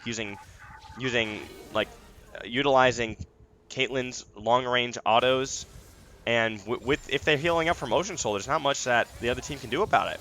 And there's actually still a 2K gold lead on the red side here. Believe it or not, and we got Package here. They might be looking to contest the Herald. Fiora in the bot lane with no teleport. I'm not sure they should be taking this. Lulu is definitely going to go down here. Nothing they can do about it. Lulu dies, and Sivir is left on her own, taking a lot of damage from Caitlyn. Yeah, that's the big Package play right there that we're talking about. Package is broken, as I say. Hits harder than Rumble ult, but can you do some math for me? Caster math, can you do, what's 220 divided by 60? How many minutes is 220 seconds? I don't know. 1, 2, it's at least 4. It's about 4-ish minutes, less than 4 minutes. Looking to take the Baron here. Sivir about to go down, no flash from the Volibear. They can catch up to him. Lilia is getting caught. Is he done for? He's probably dead here. Corky just doing all the poke he can. And Lilia goes down, and this is probably a free Baron.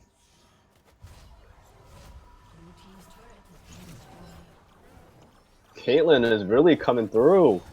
Yeah, as I said, you don't want to give this man his Caitlyn because he is going to pop off. Is Volibear has flash now. He might be looking for the play. He might be looking for the dive. Koog flanking the ADC flank. What are they going to do? Turning off the turret. Volibear's going in. We get a teleport from the mid laner. Lulu's going to go down. She presses his ult. Sivir's dead. Another teleport coming in from Corky. And they get a free kill. Oh, they got inhibitor bot lane, by the way. I didn't even notice. That's the power of Fiora. This Fiora is actually unstoppable. She is close to the patented Flame Horizon in the bot lane, which means 100 CS up. The Korean player Flame making this a famous move back in like season 3, 4, something like that. They're about to get this final outer turret. It's actually 6 turrets to 2 in favor of the red team. This Fiora has just been destroying towers for free. Fiora opting for the shield bow, though. Is that the right move, you think? Yeah, I just saw that. You know, I'm not a Fiora player, so I am just going to take a wild guess and say that is probably fine. I know it's nerfed for melee. I'm pretty sure. I don't know when the Triforce buff is. It might be next patch, but I don't actually know. It's probably fine. She's going to be beating everyone's ass in the side lane anyways. Yeah, I feel like they need to get some anti-heal coming through because Swain and the Fiora, and it's going to be hard to ever So we do have Chemtech Purifier on the Karma, which means he does have those Grievous wounds. So he has it, but nobody else does. So you're quite right. If Karma's not hitting them with these Qs, they're going to be healing for free. Yeah. The Dragon's up in a minute here. The red team is definitely going to be looking to set up around this Dragon. They want to set up their vision, look for picks. abusing Fog of War and see what they can do. Maybe they can stall them out long enough to Fiora to do some real damage to their base. We'll have to see what happens. Yeah, this is Soul Point. They really want it here, but I mean, they have to match the Fiora as well. Well, they're definitely red side definitely looking for picks here because they know that in order to secure this dragon, they need these picks. Corki on a huge item spike with Shield Bow and Manamune. Sivir looking strong. Swain being very scary. They have to be able to kite back from this Swain, taking the Blast Cone. And they're looking to move in and do some damage to the vision here. Yeah, see, you can't walk in without your tanks to secure vision. And actually, I think they're just giving up this dragon because the red side got control of it so early and so fast. Yeah, but can they collapse on this Fiora or no? Ooh, they're giving up a dragon for a 5-man collapse using the package. Oh, package. This is a bit of an overcommitment of resources, but they pull it off anyways, giving up the dragon. And I think they're going to look to pressure Baron here. The red team That's when knows. you say worth in the all chat. Yeah, you type Fiora's typing worth in the all chat. And they're actually pressuring Baron here, and they're starting Baron. The red team is none the wiser. They're definitely going to face Sheki here in a second. Oh, Lilia's walking in alone. Dancing around. She definitely knows something's up now. Lilia knows they're on it. They're all coming in. Sivir and Lulu are not here. They're going to... It's at 2k health. It's definitely going to go down. JQC boss steals the Baron. It's insane. And blue team is looking like a bunch of fools. Well, I can't tell what level Lilia is right now, but he gets outsmited hard by the Master Jungler. That was so sad. You hate to see it. You hate to see it. They had no CC to stop him, and the Baron gets stolen from him. Yeah, they do have the blue team has the kill lead, but as the chat says, it doesn't always equal a gold lead. Yeah, I mean, this Fiora's been catching all of these farm and waves. Yo, she is about... Oh, she's recalling. She must be on an item breakpoint right there because she's recalling at full health, full mana.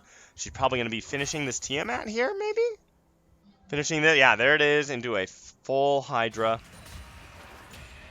The 06 Lilia typing jungle diff in the chat. She's 0-6 and still ahead, 1,200 gold. Mid is down. Swain's down about 800, which is big for the Corki. You got that big triple kill mid. A fat 2.5k gold lead for our ADC Koogie Woogie. And a actually fairly big gold lead for our Karma here, too. So I think this game is made or broken by Fiora split pushing. And especially with this Baron, she can do some damage. Yeah, in the chat, 06 but jungle diff. Yeah, we'll see how blue team plays the soul point here. Yeah, I'm not sure. Like that's like their main win time. Soul's up in like 230. Baron buff is going to last for quite a bit longer.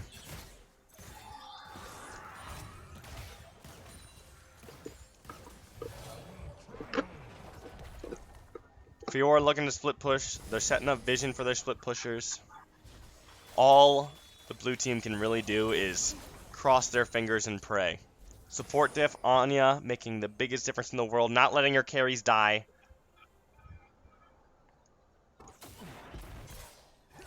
Shadow's Light looking for the possible flank here. Maybe they... Oh, he's going around. He's going around back. Shen takes his... Shen's going to die before this even happens. Low. Shen is just... demolished by this level 16 Fiora. Wait, Volibear's dead. And Volibear's dead too, and Fiora's just popping off the fat 2v1 by Tiny Tibbet. Who can stop this man? That is a top gap if I've seen one. That is a top diff if I've ever seen one too. Tiny Tibbet, a pillar of his team. And I actually think they're going to go for the end here. Yeah, I mean, with Baron buff, they just close it out right now. They just triple in him and back out? Is that what's going to happen? See, can Koog and Jerfachu and JJ Kid hold out for another 10 seconds till their teammates are up? Corky does a lot of damage. They're going in. Koog goes down. Tiny Tippet just popping off, killing everybody. They can't do anything. Swain getting all the kills. And this game is over, and it looks like it's going in Honor Level Zero's favor, having a 6K gold lead in the end. There's nothing that Shadow's Light team can do, nothing that Koogie Woogie can do, and they fall, and Honor Level Zero goes into the grand finals versus Not Real. Congratulations, boys. They got 2-0'd. Tiny Tippet made the difference. Man, what a game.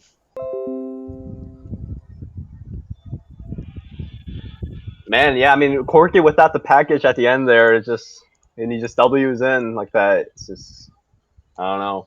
I mean, there was not much he could do. There was not much left for him to do. It was a 3v5. Yeah. Fiora was massive. It was a level 17 Fiora to a level 4. Look at these level differences.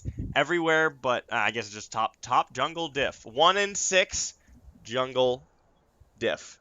So now I'm going to quickly, talk about something. I gotta fix some of the scenes here on OBS. Yeah, sure.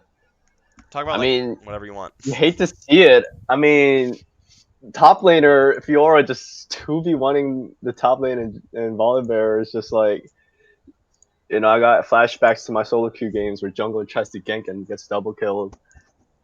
I mean, that just goes to show the power of Fiora pick here. They just had no answer to that split push the whole time. They really did. Big 2-0 coming in. And ulti's I feel like barely did anything this game either. That's definitely true. So I'm getting invited to the new game here. I just added you. We have to jump into spectators. All right. I got to fix something over here.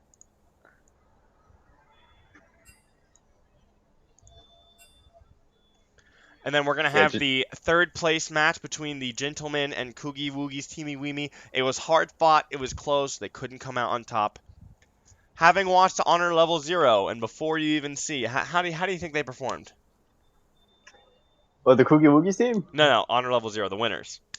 Oh, I mean, it's pretty clear they're a top-notch team. Even if they were behind, they stuck to the game plan. And they were still able to pull off the split pushing or the team fighting in game 1. It was, I don't know, man. Being behind is not the end all for them. So it's nice to see. No, we got 40. Oh, I accidentally unmuted the stream. We got 40 people in the chat here. I want a bunch of 06 jungle diffs typed in the chat if we can. We gotta tilt Shadow's Light. We love the guy. He's one of our own, but he got wrecked. Get wrecked, boys. Casters are toxic. Yo. Yo, that's toxic. I love it. He's one of my best friends. Don't worry. No. Oh, I'm getting shut down, boys. All right, so let's see if we need a new pro draft link. New pro. Oh, so it's a Love God's team picks blue, so that's not Real's team. Okay, so give me a second here. So talk about something else, Alex, while I do this. I mean, what can I say to Lilia? 0 and 6, but pulling off the Baron Smite, that's all you really need. Maybe go back into practice them smiting skills, because that's what it really comes down to. Ooh, yeah, that was a huge smite steal from the Lilia. How do we, man, do you think that was really the breaking point of the game, or do you think, I mean, up until then, they still had the soul point to go for with Ocean Soul. Mm-hmm. But yeah, after that Baron loss, it was just downhill. Wait, so it's Honor Level 0. So we'll get into the finals here. The grand finals. Masterwork chests, those are guaranteed, I believe, over 975 RP skins. That is a nice you're skin. Getting value. They get the keys too, and most importantly, as we said before, the grand prize is a custom Discord role in RPI League of Legends. So what's the other team's name again? It's Not Real. Not Real. Not Real. No, I totally didn't forget you guys. Don't worry. We love you all. Now I want to see some spicy picks coming out here. We'll have to see. You know, there's a lot on the line. Who knows if it's going to be fully spicy? Why did a Google Doc link just... Well, we got some smack talk in the in-game chat here. They're linking the rule book to each other, boys.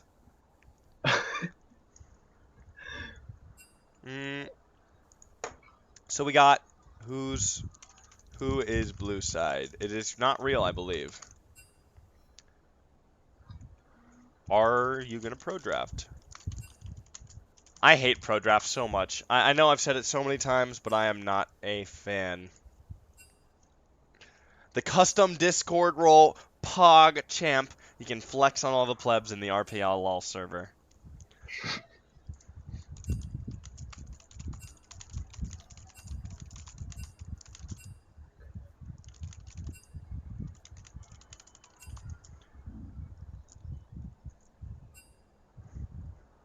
I gotta make them. Right. I make these plebs do pro draft. So, introducing not real. Actually, who's their support? I don't even know. Oh, it's Roger. Who's their jungler? Oh, it's Flash. Can't. Wait a minute here. We're missing someone. These teams are not fully put in here yet. So, you know, based off the ranks you see here, who do you think is going to come out on top? Honestly, I don't know. I have to see how Not Real played in the first game. So let's see here. We got Asgoriel on blue side for Not Real. We got Love God in the top lane. He's our B team top laner. We got Flash Cannon Zero in the jungler, who is our challenger star mid player for the A team, but he's playing jungle. So he's playing an off role. He's auto filled up. See how he does. Is that a challenger TFT? No. He was challenged. Believe it or not, you wouldn't think it if you looked at his gameplay, but he was challenger Veigar one trick. Okay, a little sus there. We'll see if he can prove himself. One sec, I gotta add the pro draft link here. You got properties, and then you gotta update this thing.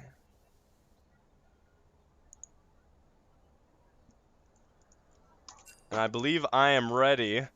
So I will transfer us over to the draft here. We got Not Real versus Honor Level 0 Not Real on the blue side. All right, so we know Honor Level 0, but what are some picks to watch out for Not Real?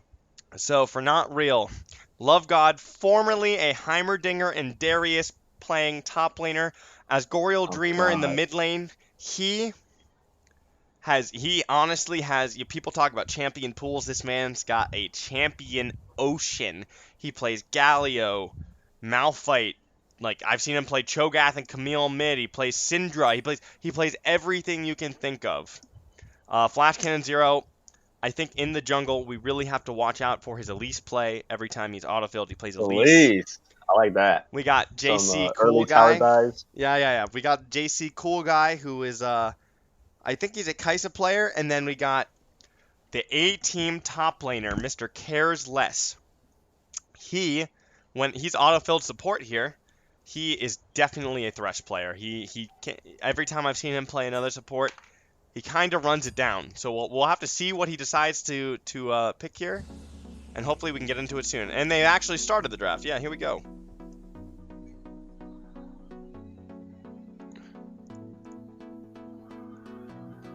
Anya with the top KDA. Miss Anya Vesna got the top KDA between the last 4 matches between these two teams duking it out, and she is popping up. We got a Sivir ban from Not Real. Sivir trying to keep it off of Mr. Yeft, who popped off in that last game. Now I want to see the Galio pick come through. I would love to see the Galio pick, but we got a Tristana ban coming in from Honor Level 0. Swain ban. Trying to keep it from the bot and the mid. And the Viego ban. That is a Flash Cannon special in the jungle. Whenever he doesn't get Elise, it's a Viego ban. We got the Udyr and Swain ban coming out. Hecarim is up. I wonder what they're going to do. Hecarim being really good in this meta. Oh, Honor Level 0 decides to ban their own Hecarim out so it doesn't get first picked away from them. Let's see what they have in store. Yeah, finally putting respect on that Swain. Yeah, Playing finally. both games. But Victor And then the is previous up honor level 0 with the Victor main in the mid. It's a huge pick for him, and I bet they pick it in the first 3. As I said before, JC Cool Guy with the Kaisa pick in game 1. It is a massive pick for him. He only knows how to play it. And a Xayah pick by Yef. Huh, what do you think about this matchup? Xayah Rakan, here we go. Xayah Rakan. The lovers duo. I don't know, they're not as abusive as they used to be. I definitely They really agree got with you toned down. And as I said, Yeah, it's just coming through. Cares Less is a top lane main autofilled, and the only thing he can play is Thresh, and they let it through. Now we'll see if that Victor comes through. I bet the next pick is Victor. I bet. Not for blue side, but for red side. I feel it in my bones. Oh, and they take it. Are they gonna take it away from him? They definitely are. They lock the Victor. They got all the scaling they need in the Kaisa and in the ADC and mid lane positions, and they're looking to scale. Dang. Now what does that put mid laner in the red side to? You know, he definitely can play a lot of things. He might play Twisted Fate, but he decides to throw in the Vladimir. They're going in. They're hard committing to the dive. Going to get on top of these champions and press W, and there's nothing they can do about it. Vladimir. I Definitely going to try to one-shot the backline, but we'll see. I saw him practicing his Vlad combos in practice tool today, so we'll have to see if he pulls any of his like flash REQs out. The Darius ban away from Love God, as I said, he's a Darius main. He loves to get on the Noxian, handsome, whatever he is, Axeman. It's the Xin Zhao ban. Oh, I can see JQC has been waiting to break this champion out. He's probably crying in his sleep that he can't is never allowed to play the champion. Let's see what the last ban here is. Is it going to be another top laner? Is it going to be a jungler? Or are they not afraid? They need to ban Elise here, honestly, maybe. Because Elise is flash cannon specialty, as I said. I'd love to see it. Love to see the early games. There is the Elise. Man, what did I say earlier? I am a prophet. The Elise band coming out here. I'm going to have to see Flash Cannon playing a jungler that we've never seen him on before. Huh. What are they going to pick here? Got any guesses? I have none. Jungle? Oh, they get in the Graves pick here. What is not Real's answer going to be? Kindred is possible. Olaf's up. I have no idea. But the blind Graves pick. What do you think? Alex? Well, my partner died. No, I'm here. Oh, the Mordekaiser is a good pick into Vlad because you can just ult him before he can just demolish your entire team. Yeah, bring him to that 1-on-1. But Vlad and Graves both don't have any CC. So they are very reliant on this Rakan for all their CC. Is he going to pick that? And it's the Talia Locket, and they got the triple AP top side. You know what? You think Kaisa is like pretty... Yeah, has AP.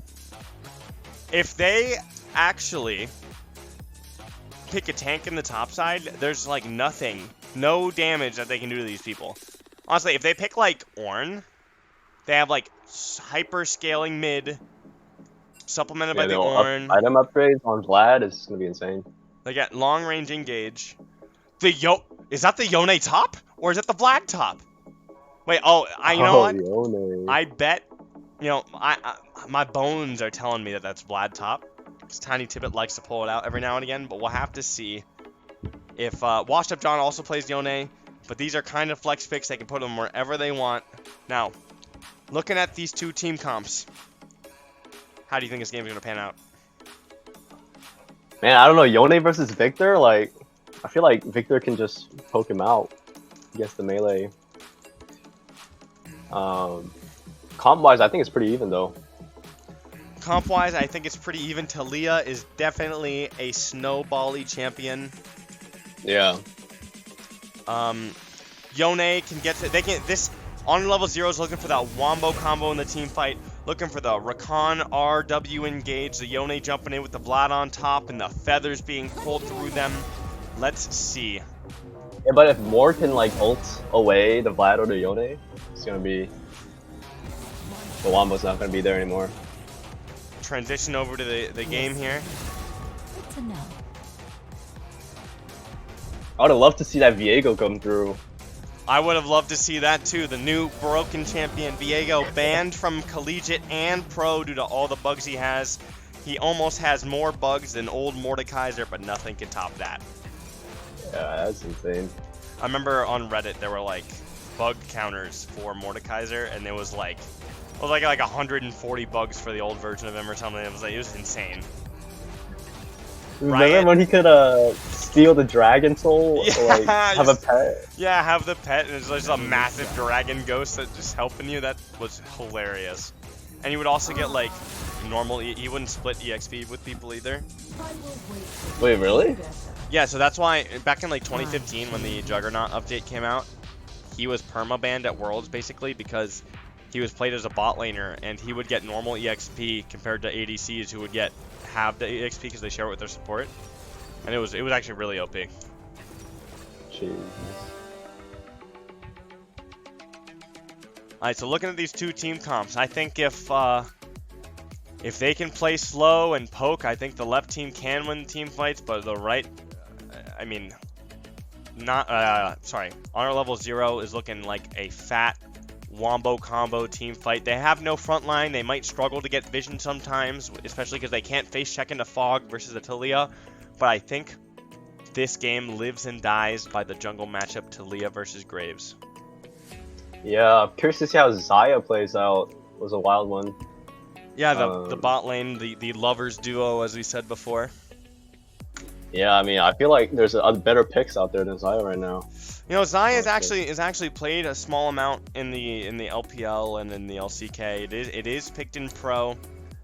Although it usually is a champion that wants people to dive into you, so you can use your ult, put down your feathers back, root them. It's not usually good at diving in, which is exactly what Yone, what Vladimir, what Rakan want, right? Yeah, and it just doesn't fit with what what's not real has picked. Yeah, exactly. So we'll have to see how it pans out. Hopefully Mordekaiser can be finding this Vlad and his ults. Love God versus Tiny Tibbet. Maybe Love God will be able to bring it to Tiny Tibbet this game. Not let him split push all over his face. Not let him break down the base. That rhymed, but I'm not a rapper. And wow, who do you think? Man, I play all these champions. What's the best Victor skin? Chat, what's the best Victor skin? I think it's Creator Victor. Dude, they all look the same. No, excuse me. They're all just like robot. You did not just say that. You're right though. High Noon Victor, is that even a thing? Wait, that's not a thing. Yeah, how's the third place? In the third place, production is telling me in the third place match there was a Kindred mid.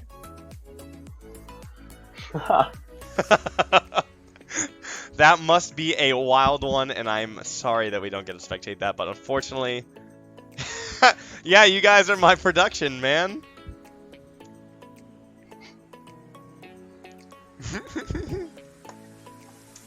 So we got this 1 minute spectator delay, and then we will be into the game. Man, I need to pee.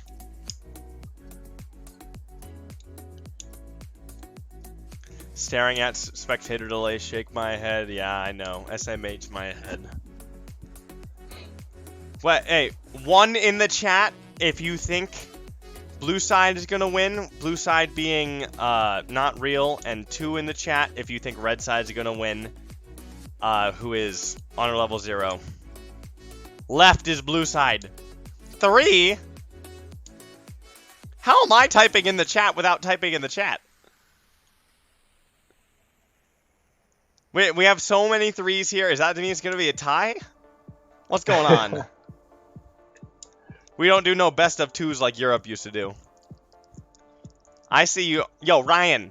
Yo, I see you in there. Did you finish your exam? You better have. This could have been UCast in here with me. Too bad I got my best friend Alex here. Oh, cool. Just chilling. You finished your Yes, exam, sir. huh? Oh, congratulations, man. Now you can sit back. Oh, cool is better. Yeah. Oh, cool. Oh, you know, RPI alum are better. Me and Oh Cool haven't graduated with it. Did you even graduate a year ago, 2 years ago? 2 years ago. Oh, damn, man. It took me a while, huh? Put you in, coach?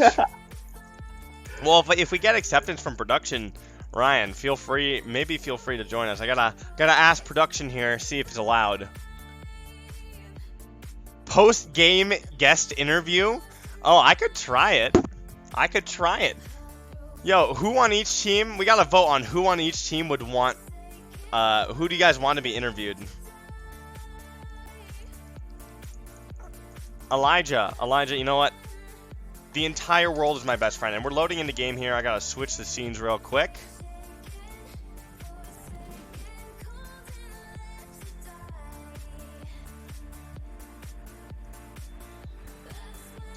And so as we said, wow, you see that Yone splash art? Is that bugged for you too? You can like see around his head. No, I didn't see that. Really? There's like no border extending out. Oh, maybe no, yeah. New skin, man. It's the new Weird skin. QA. Alright, who's got the best skin here? There's the Winter Wonder Graves. I don't know what the Yone skin is. This is the Cosmic. Is that like Cosmic Dawn or something? Or on this Zaya? I forget what it's called. Yeah. What Thresh skin is this? I can't tell. Pulse Fire. Oh, honestly, my favorite is Samsung White. You gotta rep. The High Noon. You gotta rep. Oh, I hate. Dude, that lasso Noon. sound is like too good. We got It makes Creator you hit Victor the here, screen the better. takeaway from Washed Up John, who is He's definitely ghosting on the stream. Heard David say that Creator Victor's the best. Can we get some map cover on here, actually? map cover, huh?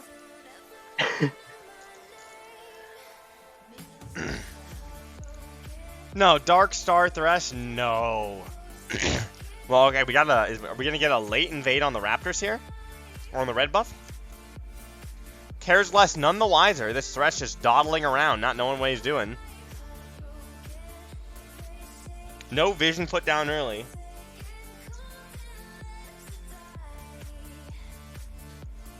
Oh, I gotta turn off the music.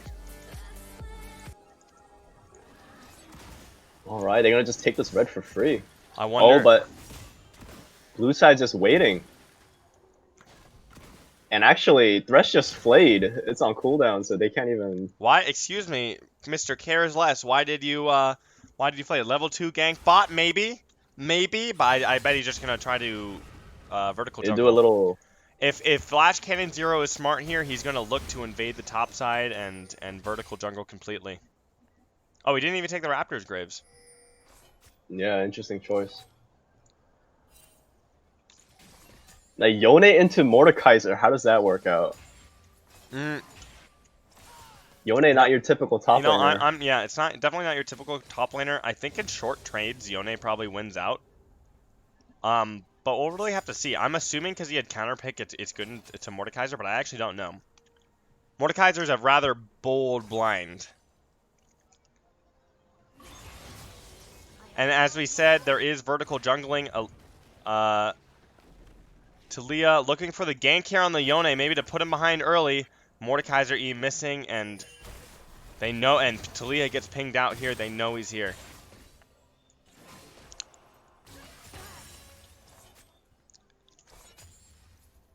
Alright, bot lane, get him to shoving.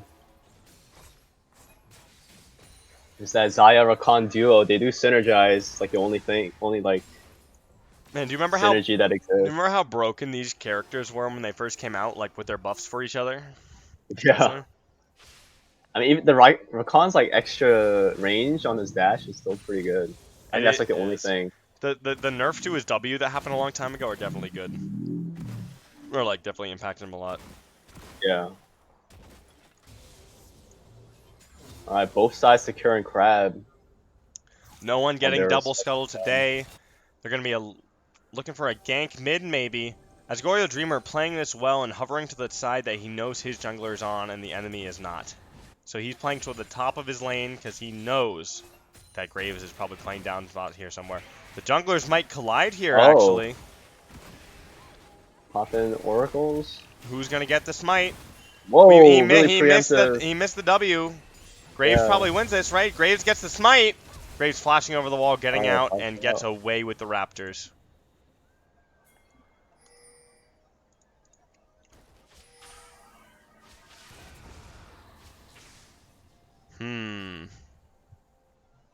We got a 7 CS lead in the mid lane. It's probably going to be mopped up by the rest of this wave, assuming Asgoriel Dreamer can collect it all. We got a big CS lead in the top lane with this Mordekaiser. This Yone pick not so far working out the way they envisioned it. Tiny Tibet finally being challenged in his lane this tournament. Yeah, Yone definitely a different playstyle than what he's been taking so far. Yeah, but he's definitely looking to play those hard split push finals. And Yeah, he did get banned out, so. And Flame in the chat coming in for Flash Cannon 0. That's a little unfair. That was a bit of a coach diff in that first game there, Mr. Ryan. And we got Flash Cannon 0 sitting on a ward. He has no idea. He looks like an idiot. Look at him. Just sitting on that ward right there. Thresh just up and CSing. They totally know what's going on. First blood yet to happen. Every lane basically even. So I say as the later this game goes, I think, who do you think's going to win late game? I don't know, I think because they're so AP heavy, if they itemize MR, it's going to be hard to get damage in. No, yeah, I kind of agree with you. They have a triple AP top side, but they don't really have a lot of front line on the side of the red team here. Early drag still up. There might be a Yeah, I don't know why they didn't pick a tank top laner. Yeah, I definitely thought it would have been better, but maybe he thinks that Mordekaiser is good into his into Tiny Tibbet's champion pool.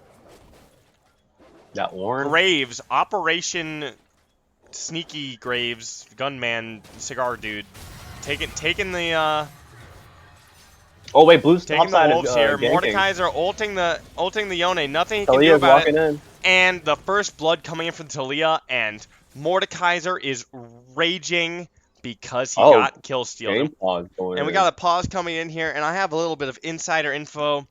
Nothing's wrong, but I know that Cares Less ordered food and has to answer the door. he ordered off Grubhub.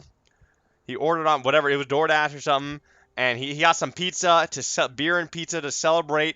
We don't drink here, sorry, PG. To celebrate his victory in the ECAC.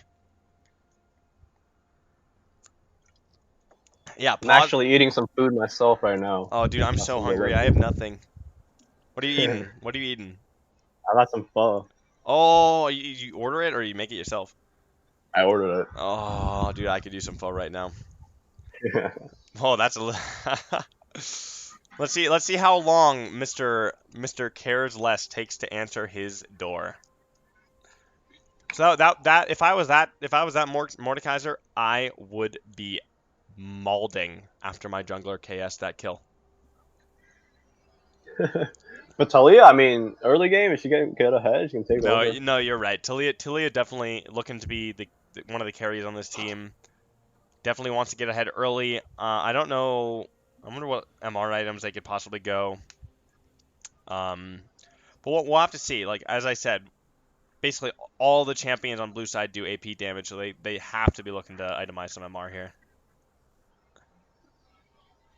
Maybe a little Spirit Visage on Vlad action. You know, I haven't seen Vlad go that in actually so long. Yeah, I don't think it's that good. Drag is still up. If I look at the, I think Kaisa Thresh should be able to push faster, but I don't actually know. Kaisa, Thresh, decent into recon. Thresh is just one of the best supports in the game right now. One of the best design characters. He's also a challenger tier player here. So. Oh no, he's not. I thought you said it was a challenger top. So Love God is plat. Tiny Tibbet's plat. JQC Boz is basically master. Washed Up John is master. Yef is diamond. Anya is gold. Flash Cannon's been Challenger, Asgoriel's been Diamond, JC Cool Guy's Diamond, and Cares Less is Diamond. But he's a Cares Less is a Diamond top laner though. Let's see, he is. Oh, okay. There are 2 auto-filled players on the blue side here. Man, you hate to see it. You hate to see it, but I love to see them suffering. Man, he's taking a long time to get his food, ain't he? Let me type Yeah, this. Man. Oh, there's a chat. Oh, I can't even type in this chat. I thought I disabled this chat. Disable. No one wants to read that. He is a hungry man. You know, taking bets on what he ordered. Are we allowed to? You know, esports betting is a thing now, right? I'm kidding. We got channel points up in here. We can bet. Ooh, channel points. Where's the RPI lol emotes? Yeah, Elijah, we gotta get on that, huh?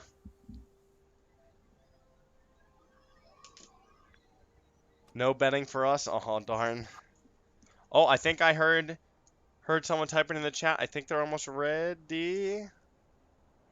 I wish I had control over this game. So let's look at the CS deficits. I'm running out of things to talk about here. Yeah, I can't see the wave, so I don't know if Mord's gonna push out and it's gonna bounce back. How was your? Oh, here we go. 5, 4, 3, 2, 1, and we're back into the game. Let's look at the wave up here. Flash Cannon 0 doing the nice thing. I bet he's gonna steal half this wave. Is he nice or is he evil? Oh, and he takes none of the wave. What a nice jungler, helping his top laner push his wave in so he can get a clean reset. I think this dragon here is probably going to fall to the red side.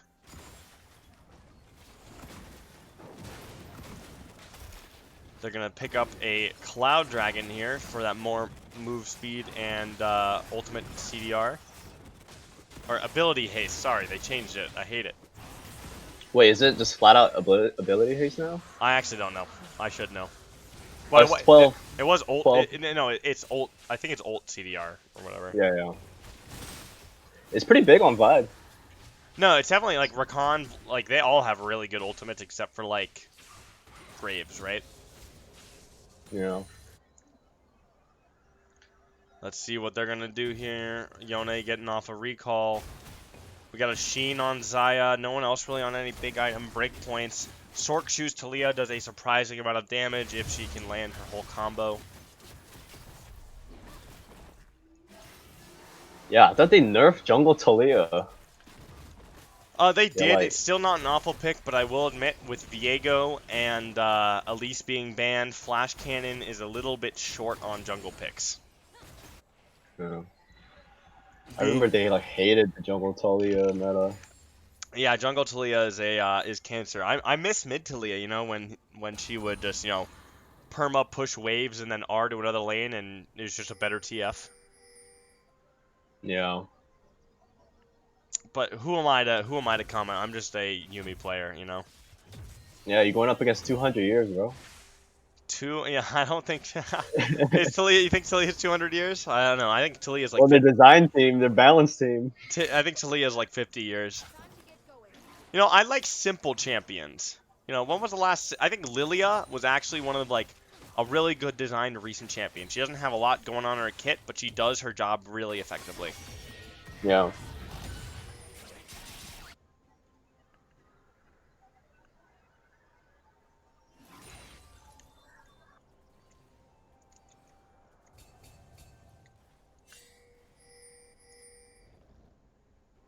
Let's see what's going on here. Clearing vision. Graves looking to... Mordekaiser playing some tricks on this Yone here. Talia looking for a gank. She has her ultimate.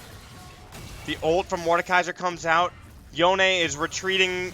Mordekaiser E misses. Yone ults back in, but he hits someone. He has to burn his flash, and that's a flash burn in the top lane. Damn, Talia getting some plays out. Oh, bot lane. Getting engaged on. Thresh getting chunked out, and he's fine. He's fine. He got flash. He's got everything he needs to survive. Talia, oh, Graves is looking at Talia. Fighting it out. Who's gonna win this? Graves Oh, ulting she and missing. flashes. Gets Talia flash. Talia's going to go down. Oh my Oh, runs god. into That the was some Vlad. fat damage. Vlad gets a free kill, and he is accelerated. You do not want to see this champion when he starts getting rolling. He is disgusting, and there's nothing they can do about it. They don't have a lot of CC to deal with him, I won't lie. And he's got Ghost, too. Oh, Rakan ulting in the bot lane. And Rakan... Trading support. Support's going down. The kill going on to the Thresh for the blue team, but Zai getting a kill is really big for her.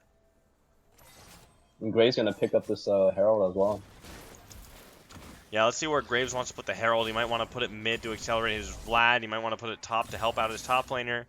We'll have to see. This is the first time, as I said, that Tiny Tibbet has really been tested. Talia looking for the ult. She's ulting in on Xayah. Xayah, worse for wear here. Nothing she can do about it. No flash. She has heal. Rooting up the Talia. She has no abilities left, and he's not going to be able to kill her. And she's going to go down to the Kais. Oh, the Talia gets another kill, and Talia is getting herself rolling. Graves looking for a getting gank hit here. by that W is just... That's all there is. Yeah, if you get hit by W, you're pretty much dead. Is that an Eclipse build on Kaisa? No, I think that's a... he goes to Rated Dirk, just so you can get an early Q upgrade, I believe. So he's looking for that early fat Q upgrade. Ooh, a nice hook by Thresh, and a lantern down to Talia, but Talia says, no, you're inting, I'm not taking your lantern in, I just want the Gromp, and I'm out of here. Now, I want to know what happens when with Yone's in his form and then Mordekaiser ults him. Can he, like, snap back? I believe you get, like, stuck in the Death Realm still. But Yeah, that is a an interaction that I am not privy to. I don't actually know the answer. We'll have to see what this what's his name, Victor, is capable of. Yeah, we're probably gonna get a Herald mid here for. We're gonna get Herald mid, maybe not. Maybe on the next wave. Victor's recalling. He has teleport. He's gonna get stopped here. Yeah, this is a big chunk. I'm surprised they don't want to use the Rift Herald here for these extra they're waiting plates. it for a couple plates. Well, actually, just backs off.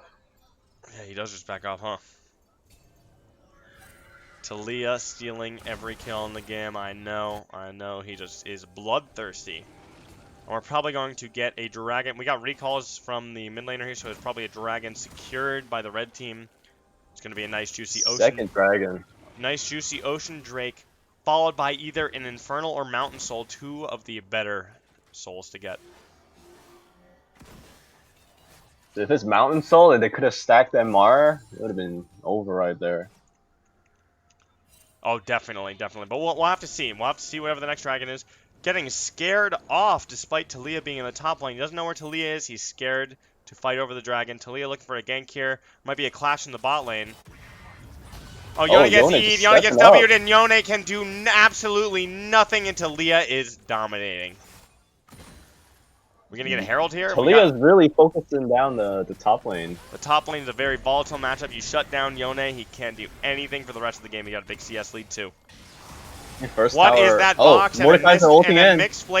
Missed play by Thresh. A teleport in. Double teleport into the bot lane. Rakan are going out. JQC boss can't do anything against this Mordekaiser. He's huge. Kaisa gets rooted up. Xayah just dies to the Victor. Can they get Rakan? Rakan W's out. And another teleport coming in from... who? From Yone. And I don't think there's anything he can do about it. Teleport. He might even just die here. He might die for the cause. Oh, Mordekaiser backs out. Vlad's coming in. Vlad coming in with a lot of damage. He goes, he E's, and Mordekaiser's just dead here. He might kill Asgorial Dreamer here. He has E off cooldown in 2 seconds. He does no W, and oh, he has W. Talia coming in and just looking to clean up these kills. Nothing the red team can do about it. They're going down. They thought they had it in the bag, but they do not, and Talia just builds a wall and stops them from coming through. Man, that late TP from Yone, a little sus. That was a little sus. Yone 0-3, looking to make any play he can to come back into the game. This dragon, are they going to fight over the blue buff here? Graves getting hit by the W.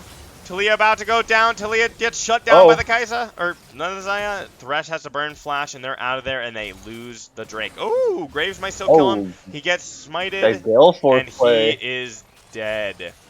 Xayah getting another kill here. Xayah actually accelerating herself quite a bit. Yeah, that's a free Drake now for red team. Yeah, this is actually looking, despite, you know, it really depends on how this top lane goes. The rest of the Honor Level Zero's team is doing great, but the top lane is really suffering right now, and I think this Mordekaiser, if Mordekaiser pops off, they might win the game and through split pushing. Otherwise, this is looking kind of rough. But actually, wait, the goal's actually dead even. So what am I saying? But the right team, Honor Level Zero definitely scales more, or better. Oh, and we're getting a lane swap here because the Yone can't deal with the Mordekaiser anymore.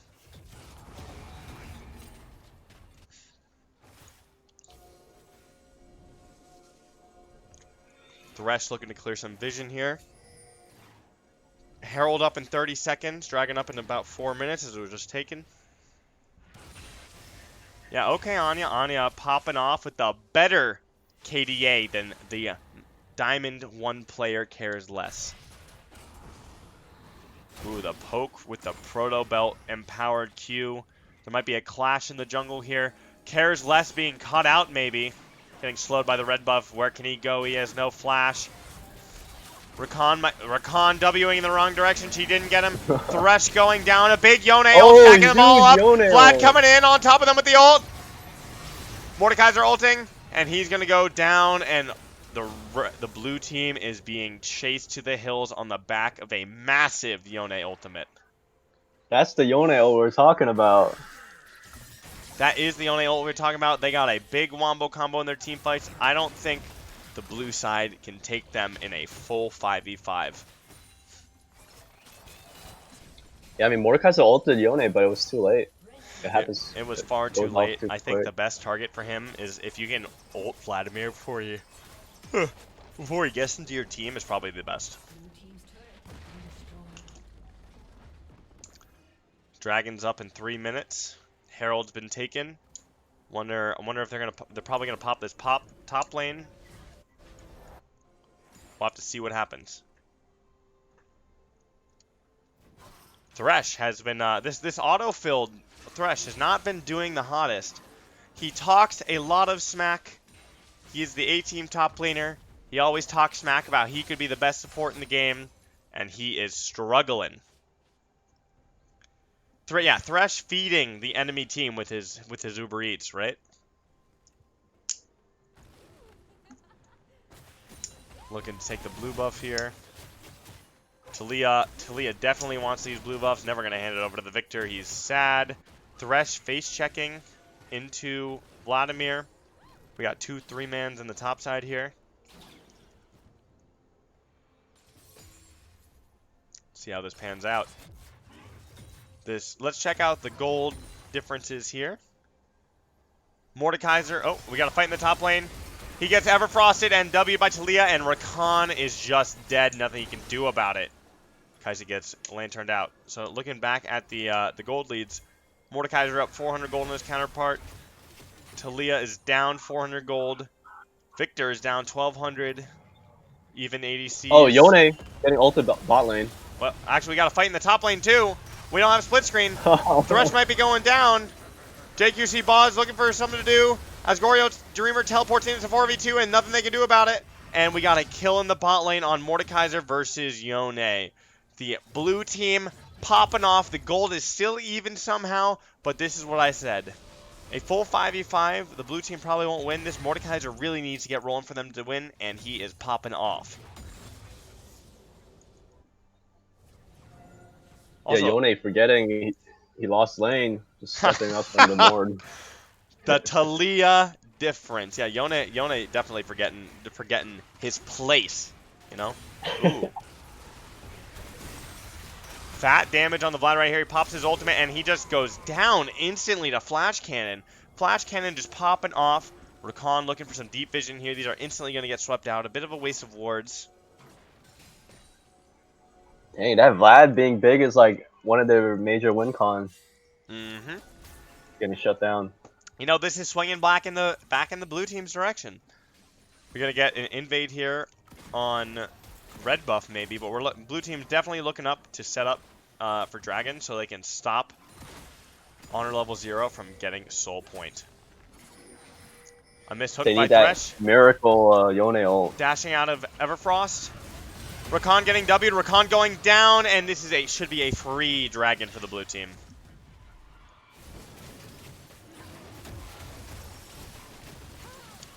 Dang, Rakan getting caught out. It's costing the team. Yeah, Rakan getting caught out, definitely costing your team. This is going to be a Mountain Soul, so if blue team ends up getting Soul, 4 Mountain Drakes is really big for a team without any frontliners. Yone looking to make some plays here.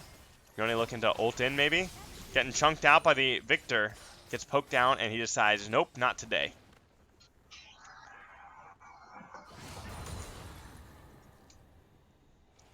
Mordekaiser splitting against the Vlad. Let's see what he can do against him. JQC boss has the tendency to let Rift Heralds run out. So he decides to pop it early to take this top lane turret. They're going to look to dive this Mordekaiser possibly if he decides to stay, but he still has his ultimate. The whole blue team is collapsing on the top side here. Let's see what they get done. Thresh face checking into Graves. Mordekaiser ulting the Vladimir. Thresh landing a hook. Can he do anything? Is Kai'Sa going to ult in? The teleport coming in from Yone.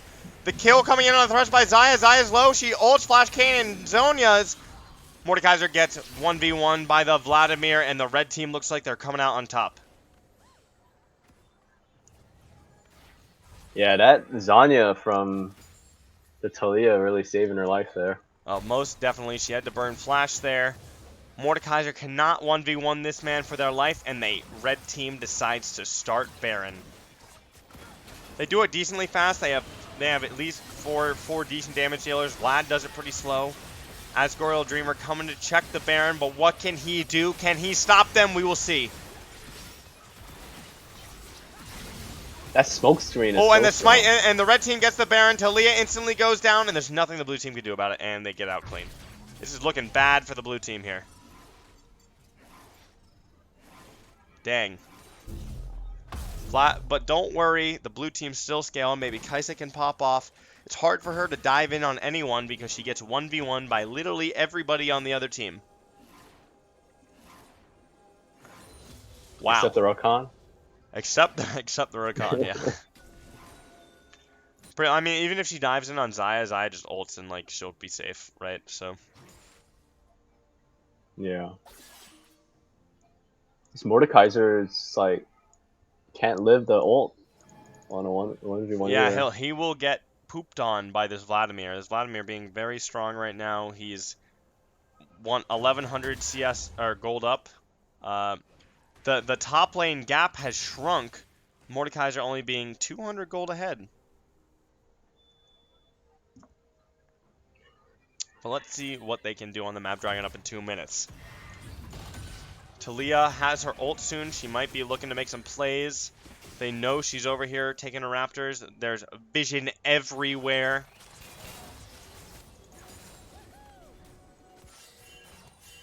Talia has her ult now and might be looking to make a play. She's taking her Gromp, maybe looking at Yone. Surprised that we have a Kai'Sa in the top lane. Talia definitely hovering there, looking for her ult somewhere. Mordekaiser proccing his passive.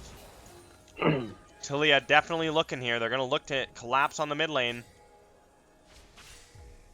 Here we go. Talia ulting in. Thresh has flash. He flashed. Double flays. They both get rooted. Rakan with the ult. Xayah with the ult. Rooting them all up. JC Cool Guy goes in after diving in. JQC Boz coming in. Killing cares less. And this is just disaster for the blue team. That was a strong commit there. Mordekaiser teleporting in. Nothing Flash Cannon can do. He's going to go down to Yone. And after a hard commit, they lose the fight. That's what you get for diving into Xayah Rakan.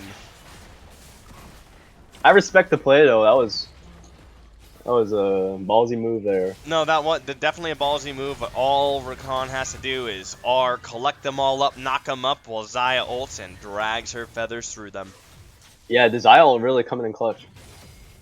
That kind of dive, aggressive dive like that is exactly what Xayah wants. Oh, exactly.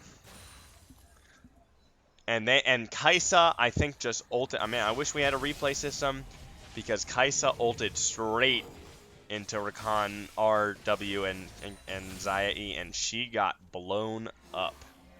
So we got a 5k gold lead on our level 0, and they're looking to control this game.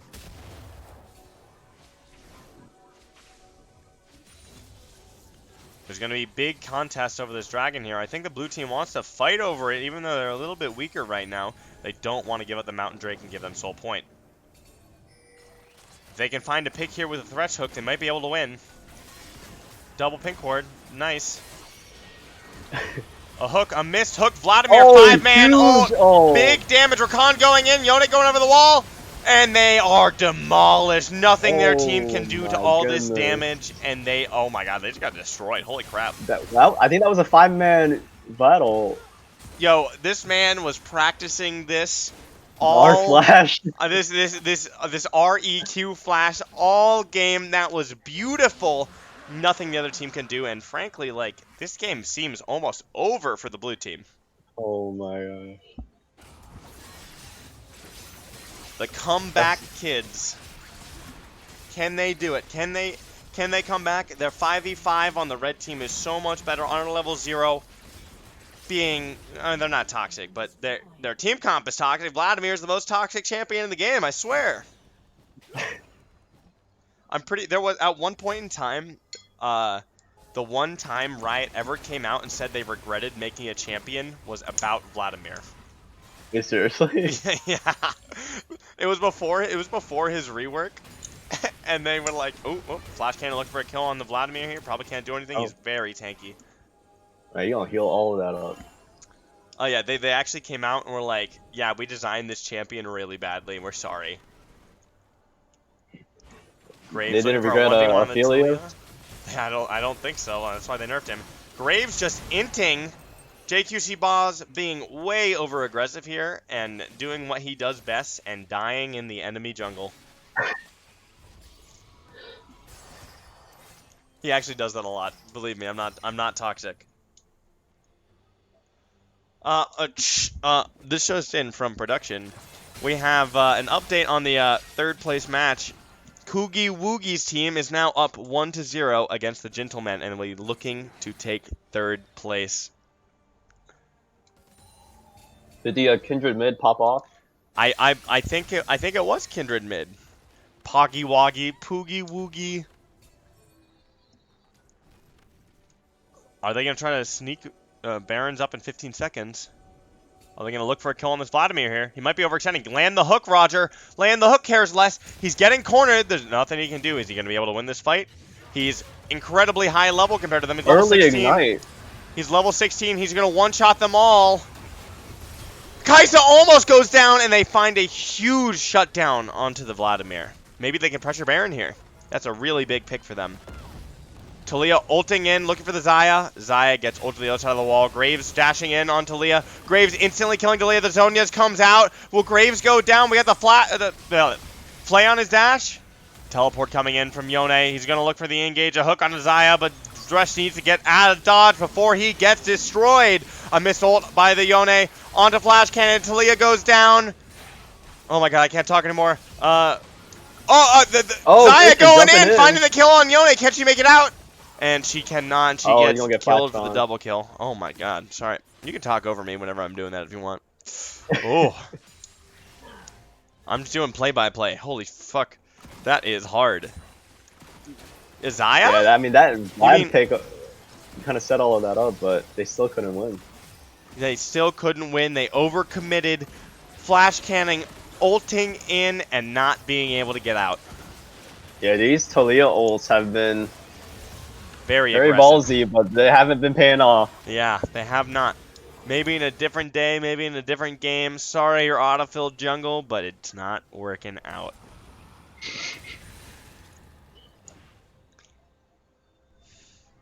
Man, I should be a caster. Yeah, the play-by-play. You know, am I the next Captain Flowers? You know, I just gotta start casting bronze games till I get noticed.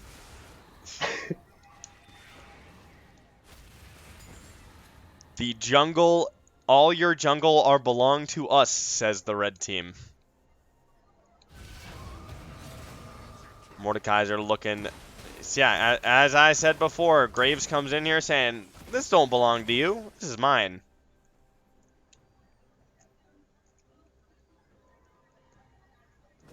The mid inhibitor down should be coming up relatively soon.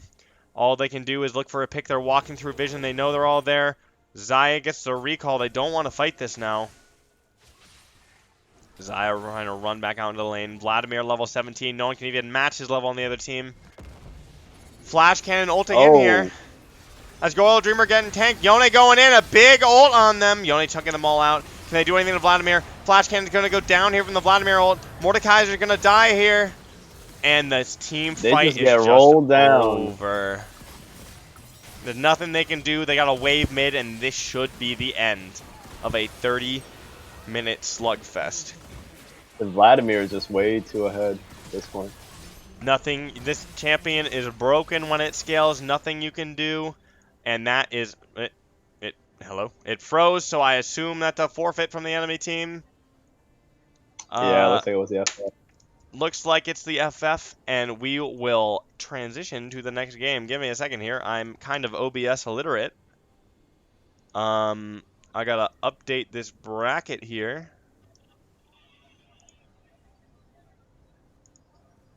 Then we go to the in-between and transition. There we go. So I'm gonna assume this game's over. And a 1-0 lead for honor level 0. Now, not real. Definitely gave them a run for their money, especially in the early game, compared to their last match. Now, what do you think honor level 0 did so well this game that let them come out on top? They just picked the fights they knew they could win. Vladimir scaled, and then at that point, Yone just needed to hit a good ult. I mean, that 3-man ult in Baron's side early game, that really I think swung the side towards their favor. Yeah, honestly, as we said, if these teams are looking to 5v5, you don't want the comp that not real had. Honor level 0 really coming out with the 5v5 with the big Yone Rakan Vladimir combos. Yeah, that Vladimir 5-man ulti on Dragon, that was That was insane. Beautiful. I wish we could get some clips from that. Let's see if I can get invited to the next game. I gotta update some things. Talk about something else from that game so I can do some work real quick. Also, we gotta find out what side they are too. Yeah. Sides. Okay, so I don't know, that Mordekaiser just the ultis from Mordekaiser just didn't seem to have much of an impact, honestly. Same sides. Honor level 0 just won that game, so I gotta update this. You guys, chat is on a journey with me. They're figuring out how to use OBS along with me. So all I have to do is change that, and we're good to go, and add the new Pro Draft link. And as everyone knows, the client is buggy as all hell. Oh, yeah, Riot, please. The client, they've given us everything we've whined about over the years. Death recap, practice tool, yet they can't make a working spectator. No flame, please, Riot. Give me a job. Yeah, thanks for sponsoring this tournament. Yeah, thank you, Riot, for sponsoring this tournament. Wait, I got to update the Pro Draft link.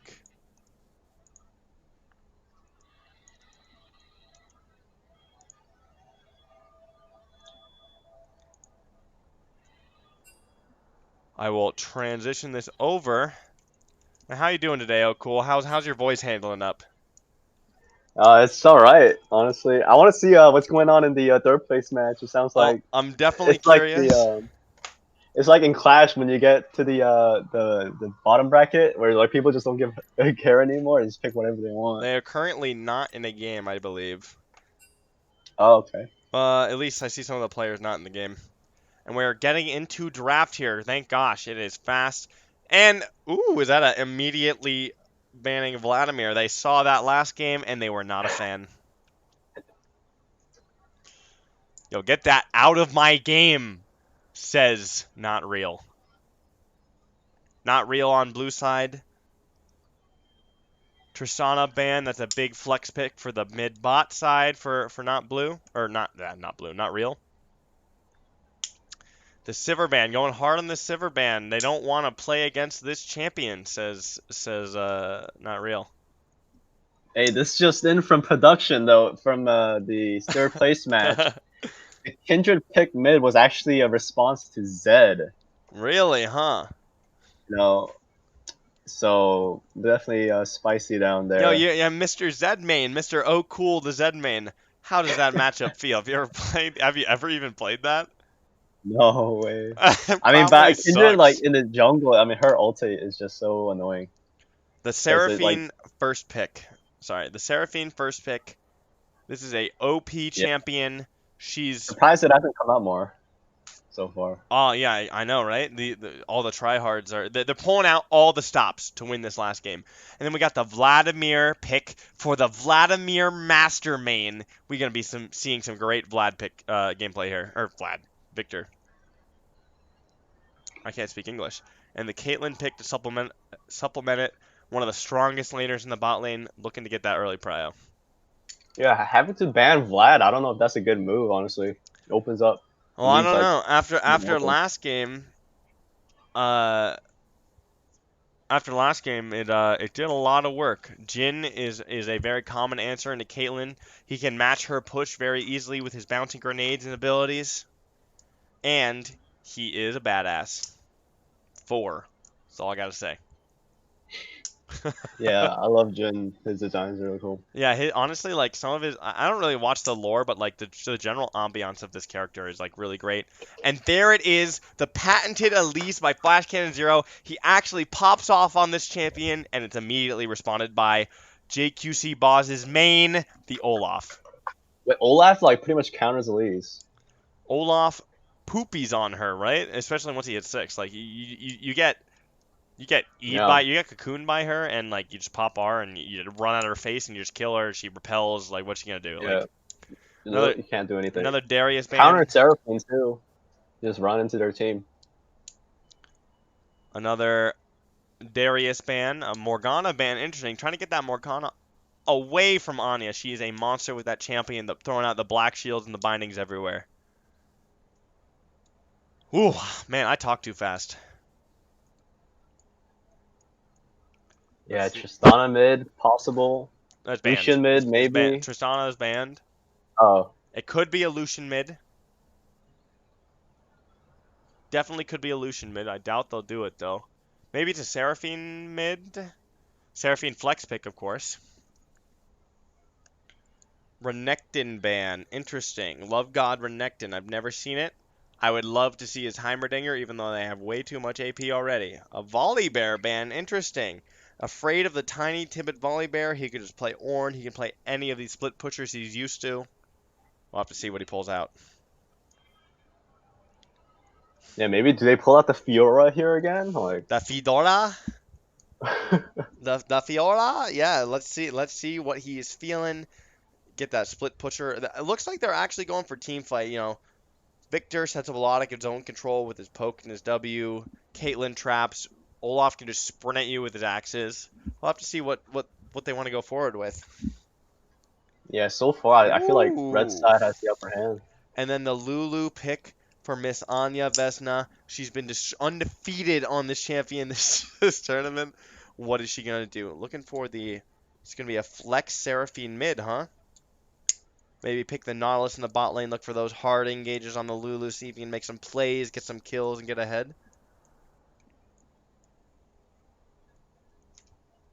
Let's see what he locks in here. It is the Nautilus lock-in, so the Seraphine's going to be flex mid. Nautilus support. Yeah, I don't know. I feel like Olaf is just such a good pick right here still.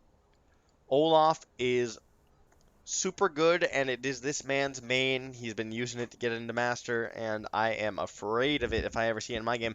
And this Ornn is definitely a pick away from Tiny Tibbet. He's going to get the counter pick here. I bet he picks Camille. Oh, but it's the Cho'Gath pick. Interesting. Cho'Gath is probably the better of the two tanks in this matchup, especially because it's good into Ornn. Tiny Tibbet on the red side is an Ornn main. We'll have to see what he comes out with. You probably don't want to play Fiora into this either because it's really hard to react to Cho'Gath W with your Fiora W, your riposte. Yeah. I like Cho'Gath. His ulti kind of counters Olaf as well. Because the attack speed still Num what num num. Olaf gets. And it is the Ornn When he's low. matchup. This is the top matchup in the last game of the ECAC Championships today. Ornn solo killed the Cho'Gath despite Cho'Gath having advantage. Let's go. I'm ready.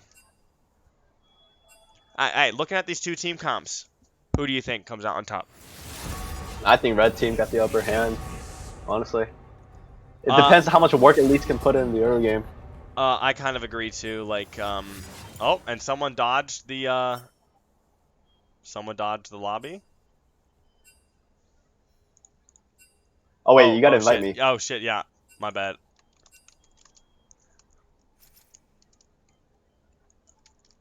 Or is it the same code? No. Someone join spec.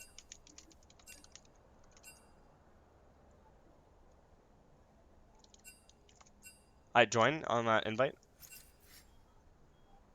Alright. Alright, now go spectator. Yep. Now we're ready. I'm getting flamed in the chat. Everyone loves to flame the Yuumi player. I get it. Whatever. Let's see if I get any Yuumi hovers. Can I get a... There's no Yuumi emotes in Twitch, are there? Can I get a... Yuumi champ? Pog Yuumi? I don't know. No. No. Just no. Come back stronger. Yo, fun fact. Did you know Yumi's book is just called book? Or at least she doesn't call it a name. Can she even read? Well, yes, her Yordle Nora would read. Well, at least would read the book to her, and then one day Nora disappeared, and Yuumi tried to flip through the book looking for her because the book is like you can teleport, take a portal to anywhere in the pages of the book, and then only horns here would know the Yuumi lore here. Oh, honestly I read this the other day because like I was making a bunch of memes, and then what else can she do? Oh yeah, she can like telepathically read like any of the thoughts of people in the book or something, and yeah. Yumi's a Yordle? No, she's not. Yeah, you crazy? She's a cat. Yuumi. Did you hear about the there's a Dota anime that came out? Oh, apparently. I did hear about that actually. It's on Netflix. I don't know anything about Dota lore, but like I kind of want to know if it's good. I heard it's like yes. It's not that bad, Yo, you see that? That is a shout out to yours truly. Again, I love you, Yef. He used to be my duo partner until I surpassed him. Just kidding, he's better than me. But yo, I'm disappointed that there's no Yuumi gameplay in this one. No. Yuumi is not a Yordle. Yumi's owner or friend, Nora, is the Yordle. Unless I'm wrong and you know more about the lore than I do. But who knows, if Yumi's anything like Ben 10, she can transform into anything. Yumi's a dog? I think you need to get your eyes checked. Alright, we're loading into game here. We're going to have about a 3-minute spectator delay. Let's talk a little bit more about this matchup. I definitely think the later the game goes, like, the red team pretty much just outdrafted them. This is a strong 5v5 team comp, and the other team is not. Unless Elise gets super far ahead, finding kills and picks early, nothing's really gonna happen. Like for them, they can't force fights in like good fights a lot of the time, unless they can. They have long range engage, but if Elise is behind, she becomes basically useless. If Jhin gets behind, they're gonna do basically no damage. Like, who's going to do all the damage if Jhin does none? Like a Moonstone Seraphine? I kind of doubt it. I don't even think he should go Moonstone this game, but maybe. Yeah, I mean, it really depends. They put a lot of priority on this Elise pick, so. Yeah, but it is Flash Cannon's best champion in the jungle. He is a Veigar one trick, you know. but you can't play that in the woods there. So we'll Man, I have to miss see. the AP jungle item. That used to be so good on Elise. Oh, do you remember stuff like Sated Devourer?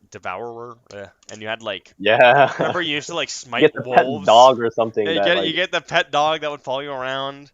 You could smite wolves and it would there'd be like a little like vision thing that would float around in your jungle to Oh yeah, yeah. people. The camps would have different like Man, things what about them. happened to League's glory days? I love that stuff. Remember Wriggle's lantern?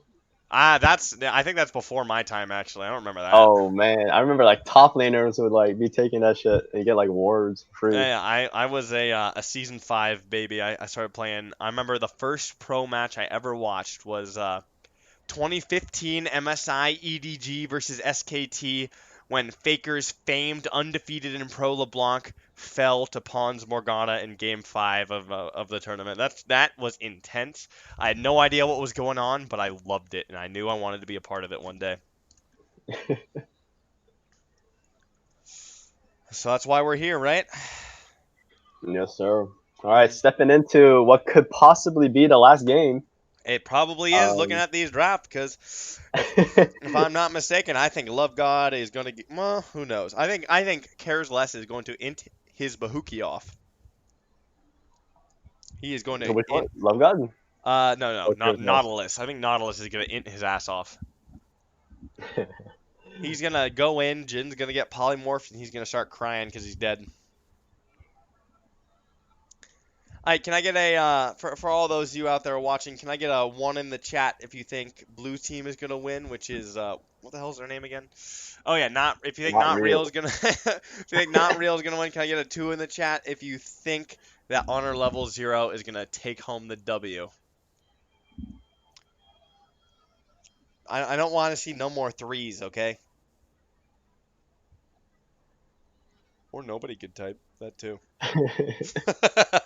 No one's casting their prediction.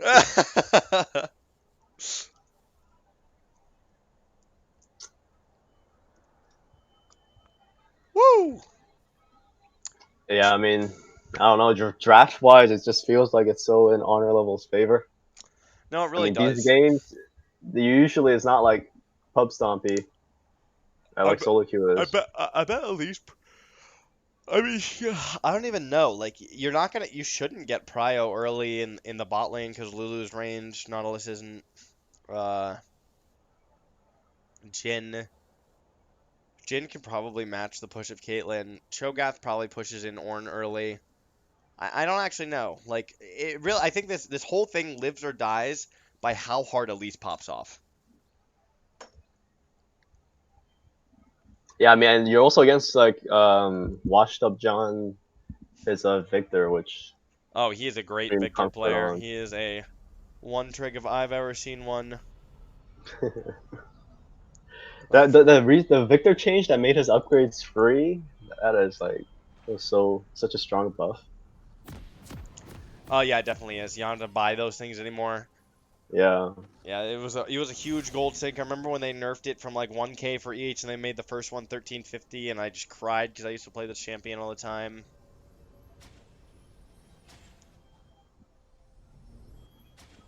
Ugh. Let's see if there's any level 1 shenanigans going on.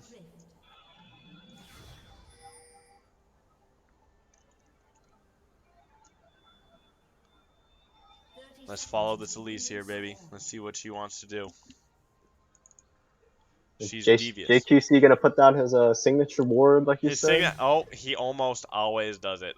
He might not, but like I coach this man, he always does it. So he's gonna put it down right before he finishes his recall. Oh, he's doing something different. Small skirmish in the bot lane. There's a ward put down by Lulu. Gets scanned. Who started scanner? Oh, see, Flash Cannon is actually the one that pointed out JQC's ward to me. So I bet that's why he started scanner. He wanted to walk into the jungle, scan his ward, and deny That him. easy gold lead. Yeah, the easy. Yo, we got a. Where's the gold on here? We got a 20 gold lead on the blue team right now. It's over.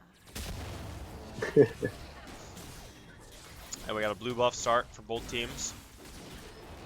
As I said, Elise is probably going to be clearing down to her bot side because she wants to skirmish along the side of the Nautilus and Jhin. I'm assuming. I'm assuming she's going to go blue, Gromp, red, and gank. Yeah, I mean, Ornn's tough to gank. Victor's going to be playing far back. Yeah, Ornn really is tough to gank. Man, directed camera kind of sucks. I always like watching bot lane. I think it's the most interesting, but... You don't want to watch jungle? I mean, like, do you want to watch him PvE some camps, or like you want to min-maxing his clear? you want to watch two tanks just duking it out in the top lane, both just trying to farm grass procs off each other, like. Or we could watch Seraphine just not interact with Victor for the whole lane. Yeah, Seraphine is so like. Can I get a resident sleeper for Seraphine?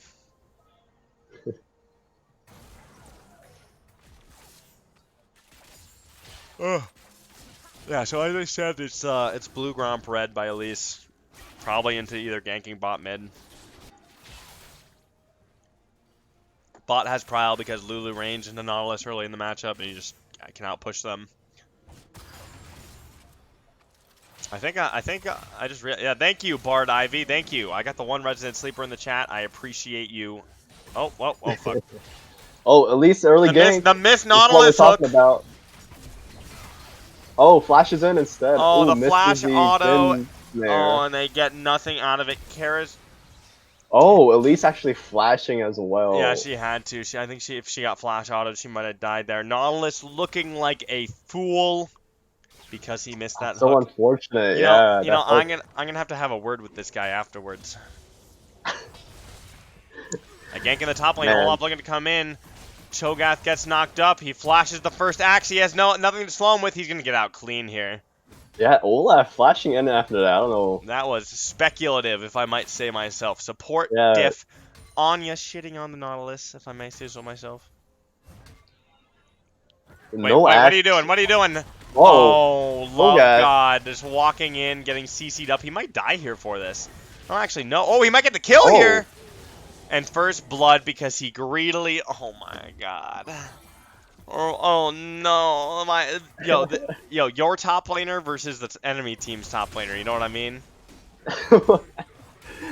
Yeah, I don't know about that. Walking back in, right on that wall, or can get a free knockup. Right on the wall, right when Olaf leaves the lane to put down a ward. Like, come on, man. What you doing? He's there. But that is a big kill for Olaf looking to accelerate himself. Maybe they can look to... Elise wrapping around, clearing enemy's jungle. Elise is going to blast cone over the wall here, maybe? So blast cone up. It's not up yet. Yeah, I like Caitlyn's choice to go cleanse. Honestly. It's pretty good. Teleport coming in from Ornn to stop the gank, warding off the gank. Elise is here, missing Cocoon. Ornn just sprinting at the Nautilus. Are they going to be able to get the Elise here? Another teleport coming in from the mid laner. Nautilus going down. Yo, wait, I think Ornn's Q actually blocked the hook. Boy, that's insane if that happened. I saw him hook, but he didn't go anywhere. And a big, honestly, this looks really bad for the blue team. This is, once they get behind, I mean, Olaf can just steamroll. And that's what he does. He wants to run in and chug. Yeah, Ornn here doing the walk of shame back to top. All the way from bottom. Missing so much shit, but honestly worth. The walk of shame, I'm dead. That's so funny.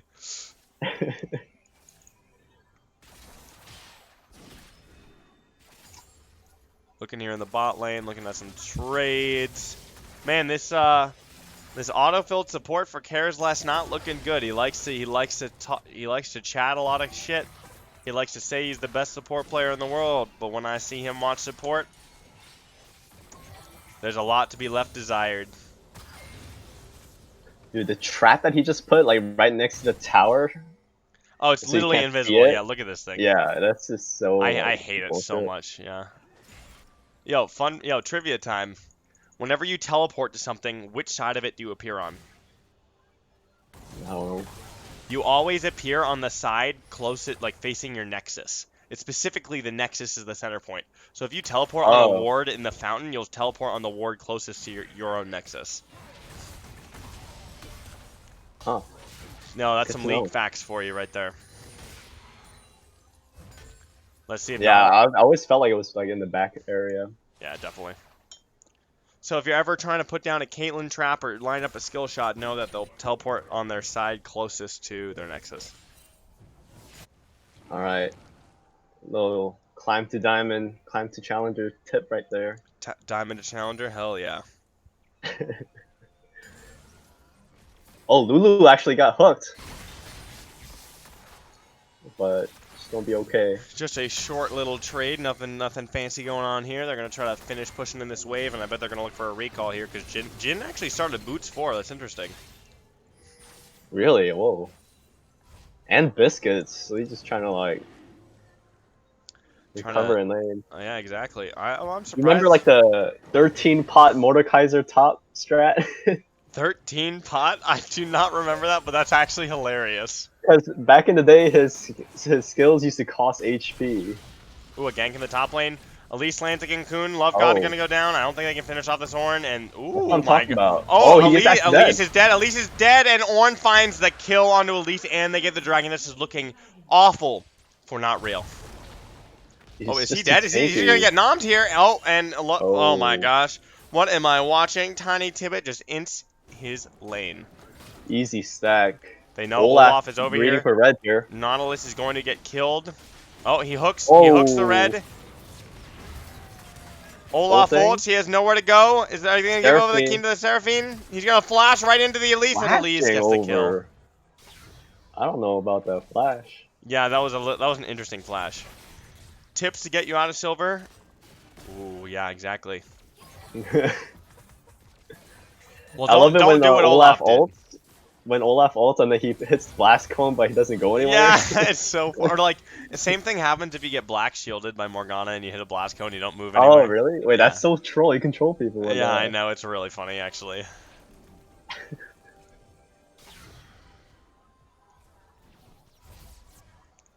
Flash Cannon looking for a possible gank on the. They have 2 cleanses on the enemy team here. Not looking good on the cleanse. Like for the Elise ganks. Yeah, that's what we were saying. How like Elise has to get this ball rolling early, but if they just stack up on cleanse, it's like impossible. Looking for the flank here, Elise. Maybe looking to these guys should be pushing in this wave. The Elise is getting pinged out. Lulu sitting in this bush waiting for Elise to come. Olaf taking the Rift Herald.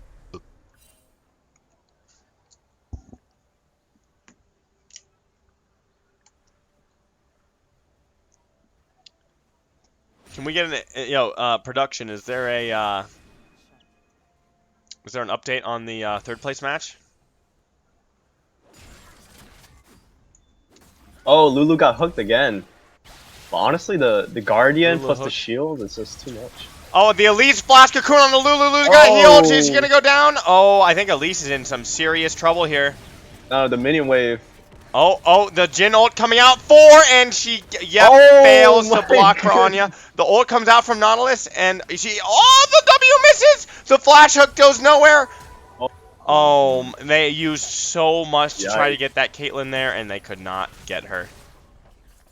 That Jhin W had to land. It was free. Yeah, that was free. That's a little bit of a, what's a Twitch chat emote that's like, oof. Oh, top lane.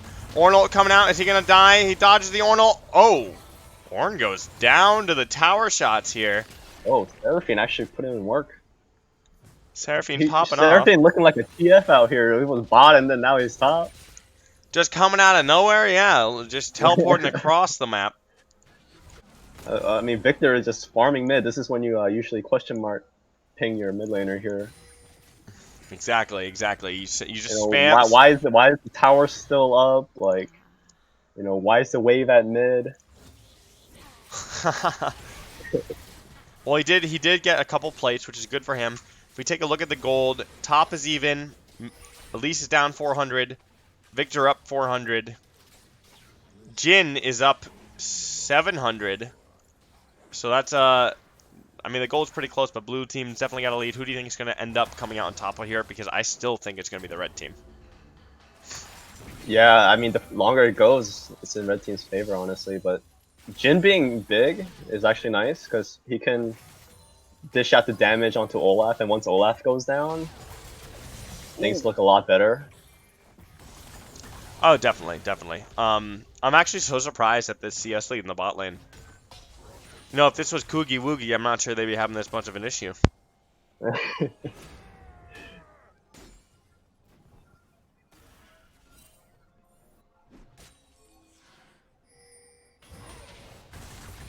Now, is Gore Drinker still the good after the nerfs? I see Olaf has it.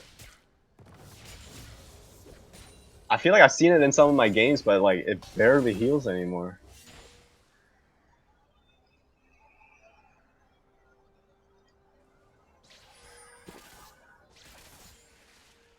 Lonehorns? Hello? Looks like he had some audio issues. Oh, yeah, oops. Production kind of screwed me on that one, didn't they? No, I'm just kidding. That was my fault. Yeah, where was I when I cut out? Honestly, you weren't saying anything, so. Oh, well, Gore Drinker's fine. Like, I've seen people build Stridebreaker. Chem Tank's not really something you want to build on him a lot of the time. Olaf wants to dive into your team and like do damage, and if he can gore multiple people, it like really helps him, right? Gank mid lane. The cleanse coming out in the cocoon, and they back right out. Nice cocoon, honestly. Yeah, nice job getting the cleanse out too. It's a short-ish cooldown. Oh, bot lane. I think Nautilus had to flash there. Did he? I didn't see. Yeah, he has Hex Flash though. We have a Seraphine ult coming up. Looks like the red team is going to be collapsing around the dragon. Oh, and god, that is a real oof. That's a massive. That's a massive ultimate not to have before drag. Nautilus gets caught out. Nautilus just inting his butt off like I said he would. Wait. Olaf trying to get the kill, but he's not going to get anywhere. Ornn is just here to make sure he goes nowhere, and this is a free ocean drag. That was yeah, so that Seraphine ult came out because he assumed that the cocoon was going to hit, and he thought like it was a guaranteed kill, but because the cocoon got outranged, he was a little quick on the trigger finger there, and I don't think you even want to ult there because there was a dragon fight coming up. Well, I mean, if you get a pick and it's 4v5, like you can definitely win the fight. So I can understand that, but like yeah, you really can't be missing those right before the drag, otherwise you just give it away for free. Yeah. Still about a 30 CS lead in the bot lane. The gold has swung to the other side. A Hex Flash coming out from Nautilus. He's looking for an engage on Caitlyn. Is he going to land the hook? He goes for Lulu, who's out of range and doesn't get the engage. Nautilus, I know you're auto-filled, but you got to pick the right target. Yeah, interesting choice there. I think he would have hit Caitlyn with it. Yeah, I mean, Caitlyn was definitely closer, but I think it's just confidence wasn't there, I guess. I think he wanted to go for... I mean, Caitlyn had no flash, too. I don't know why you'd go for Lulu there. Lulu is further, has flash. I guess he has no cleanse, but... Nautilus looking to clear some vision out here. Now, honestly, all that's happening, Victor is getting pretty farmed up. Yeah, Victor is farming up a Storm. He's going to be super strong. Everyone you got Plate Goal as well. Everyone on their Mythic except for the supports and Elise. How far ahead is Olaf? Olaf is at 1k ahead. This is looking a little bit doomed. Yeah, wait, how much gold is Elise sitting on? 2k. A lot. Jeez. So she's about to back get her Mythic. I don't actually know what Mythic she buys. Is it going to be, like... It's not Proto Belt, or it's probably Night Harvester? Yeah, that sounds good. Actually, Elise is straight up just taking Herald here. Might be some action in the bot lane here with Olaf hovering. Got some trading up in the top lane. And Elise actually taking Herald instead. Yeah. Elise just taking Herald. Probably going to secure some... plates are already over with, but... I bet Nautilus is gonna get the Lee syndrome, and he has to hook in. He's got to go, and he's gonna get ganked by this Olaf. He's like Spider-Man. Just He's queuing around everywhere. jumping wall to wall. Yeah. Oh, and Victor actually looking for the around. 4-man dive. Victor looking to come in. I don't think there's. Oh, actually hooking through the gravity field. That's good. Yeah, nothing's gonna come out. Yeah, there's nothing they can do.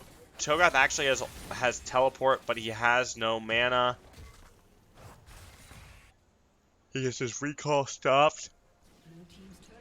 And that is first turret for the red team. That's a lot of gold. Instant R press by the Olaf. A teleport coming in. Double teleport coming in. This might be a win for the blue team here. Flash out by the Olaf. A double big Seraphine ult. Big ulti gets cleansed. Olaf will just fall. Olaf goes down. Caitlyn is slowed. Oh, Caitlyn gets slowed. Has to blow flash. Oh. This man's caught here. He's cleansing out. Is he gonna get away? He has Q in a second here. He's definitely gonna go down here, and he gets by the Cho'Gath. Big play there from blue side. That was a big play to get them slightly back in the game. They're gonna get another tower. They might be able to get 2 towers here, actually. Maybe not. Yeah, that's the TP diff right there from top lane. We had this is the second time in this series that they pulled out the double TP.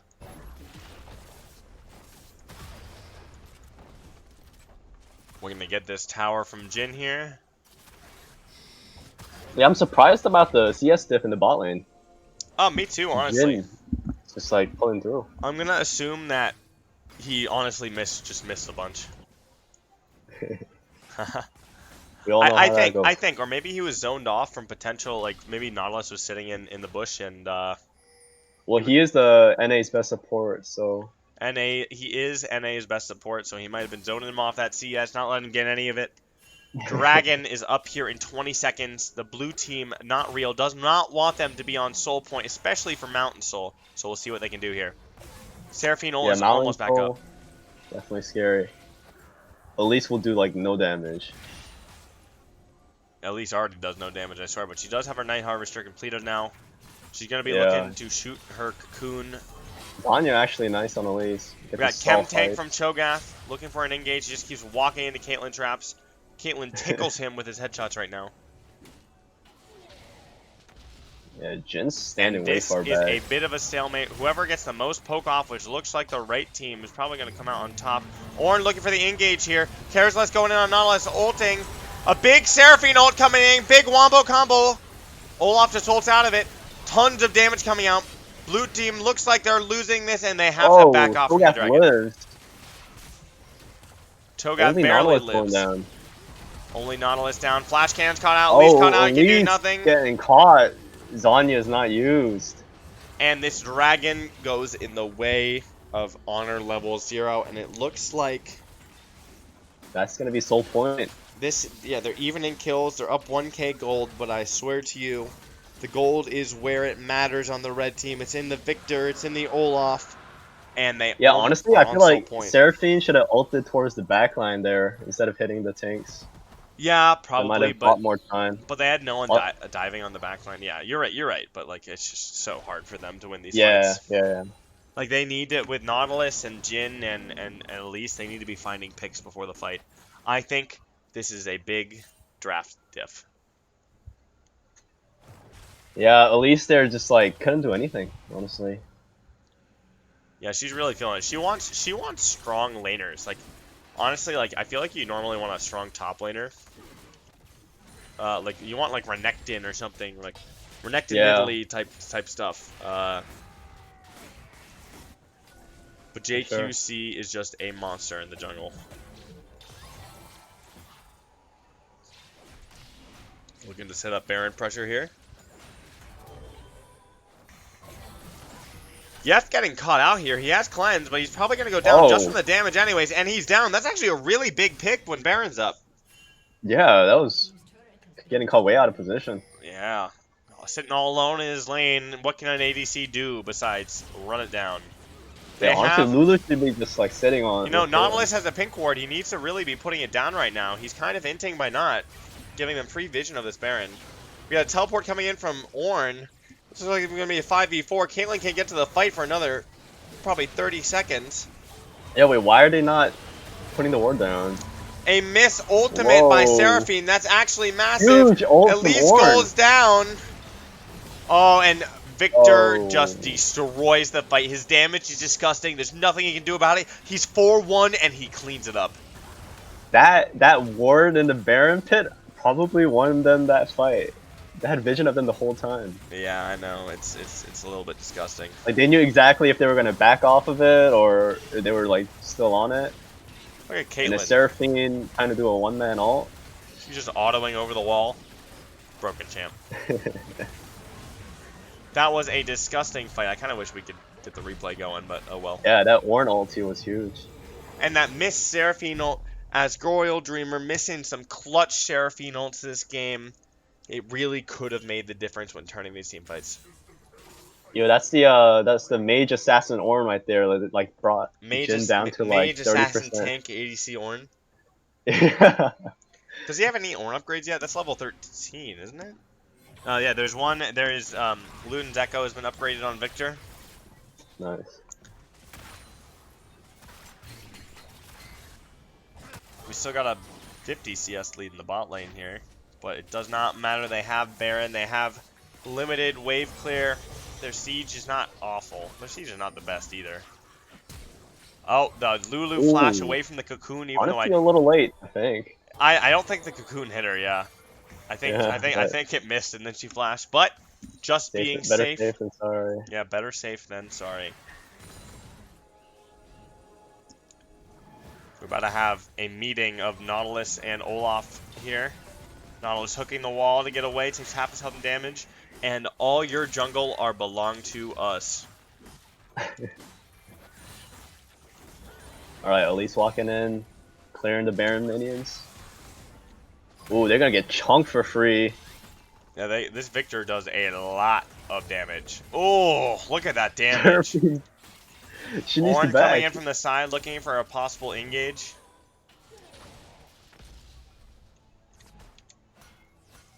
Wow, Ornn upgrade or building something.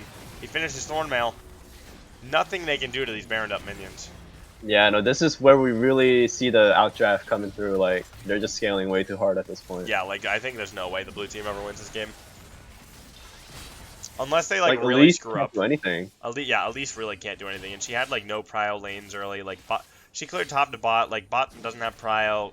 Seraphine might have prio, but what's a Seraphine really going to do? Like, doesn't do enough damage. A missed hook here. Ooh.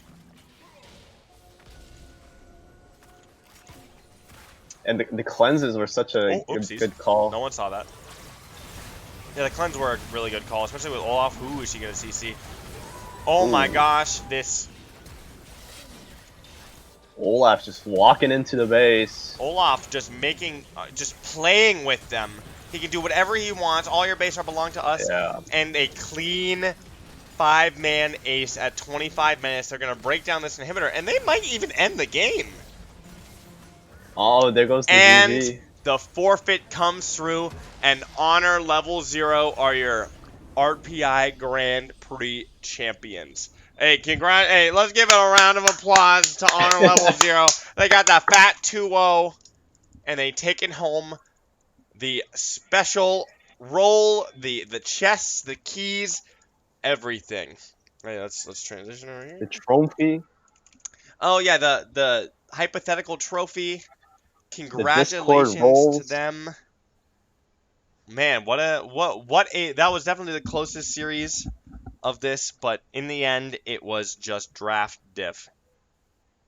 Yeah, I mean, we say it a lot that games are won at draft a lot of the times. And these definitely were. Tiny Tibbet being a pillar in the top lane, JQC Boz a monster in the jungle, no one can match him, and this Victor. Here, let's look at details here. We can look at the damage done. Look at that Victor damage. It is insane. I can't fix this on the stream, but you can kind of see the Victor damage. It is nutty. Doubling literally everyone. on the. Wait, is the third game Tuesday. match? The third game match is actually going on still. I might be able to spectate it. Let's see here. Let's see if I can spectate it through the stream. I'm actually going to spectate our third game match. We're going to go over to that, and then we'll... Don't worry, Alex. We'll be done then. I'm losing my voice over here.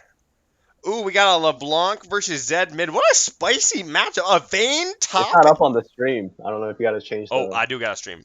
My bad. I got to change it. Seeing a nice Gwen champion. The names are all screwed up here. Oh, there's a Zed mid that I was saying. The patented Zed. The Vayne top, man. I don't feel like fixing the top here. Oh, I'll try to fix it. This definitely is looking in favor of the red team here. Koogie on his patented. Aphelios just popping off. The Fiddlesticks for Shadow's Light, as I said. Fiddlesticks main, just a casual, is a Urgot main. And this game looks like it's over. The Blitzcrank just hooking in this Seraphine endlessly. Nothing he can do about it. Koogie Woogie with a massive lead. Yeah, it looks like everyone got their comfort picks. Honestly, yeah. Except for the JJ Kid, who's a Bard main. Yeah, I mean, 0-3 top lane Vayne. I mean, playing a ranged top laner and then going 0-3. Is JJ Kid going to go for the hook? He's at 50 health, but he's looking for blood. This game should be over soon. While I leave it on directed camera, I'll try to edit these things. Oh god, who's the right team? It's Koogie Woogie.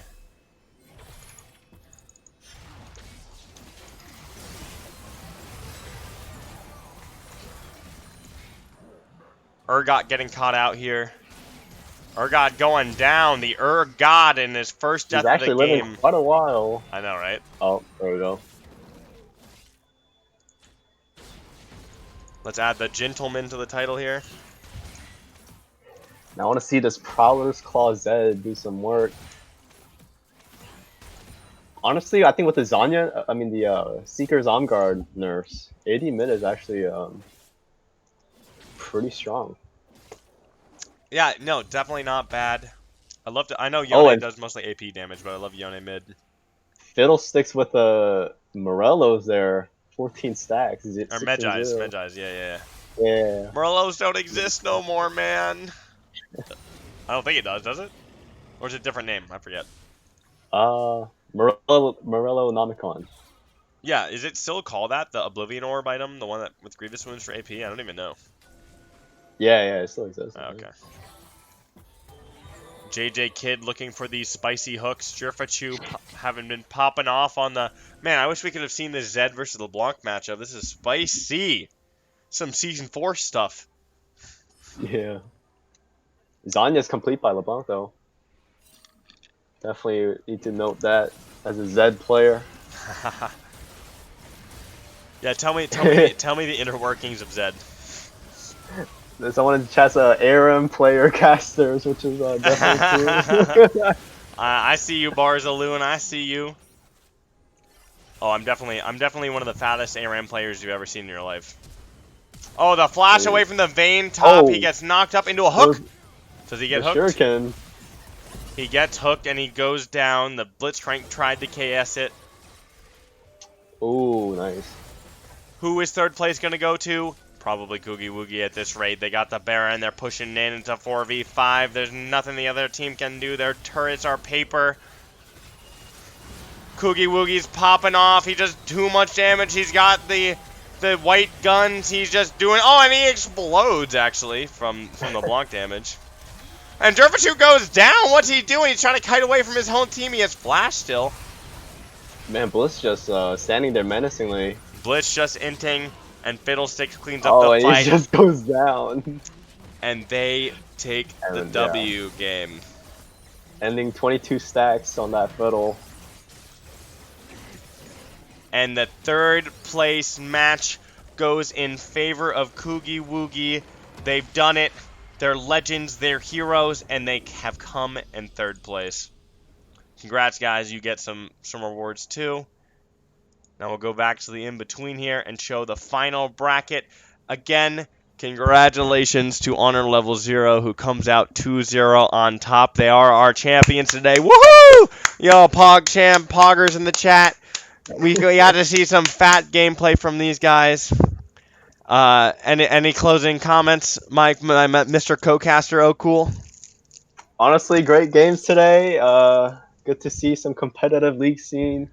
A lot of hope for these players. Yeah, I mean, Not yeah, hope love for to see all of them. them, but some need some good coaching. Some have risen to the some have risen to the top. All right. Thank you all for tuning in, and until next time, this is your favorite casting duo, Lonehorns No Cool. All right. Goodbye, everybody. Goodbye. I'm waving. I have no camera, but I'm waving. Goodbye. GG's, guys. Thank you for everyone for participating. All right. Goodbye. Wait, I need closing music. There we go. Some EDM. It's a dance party in here.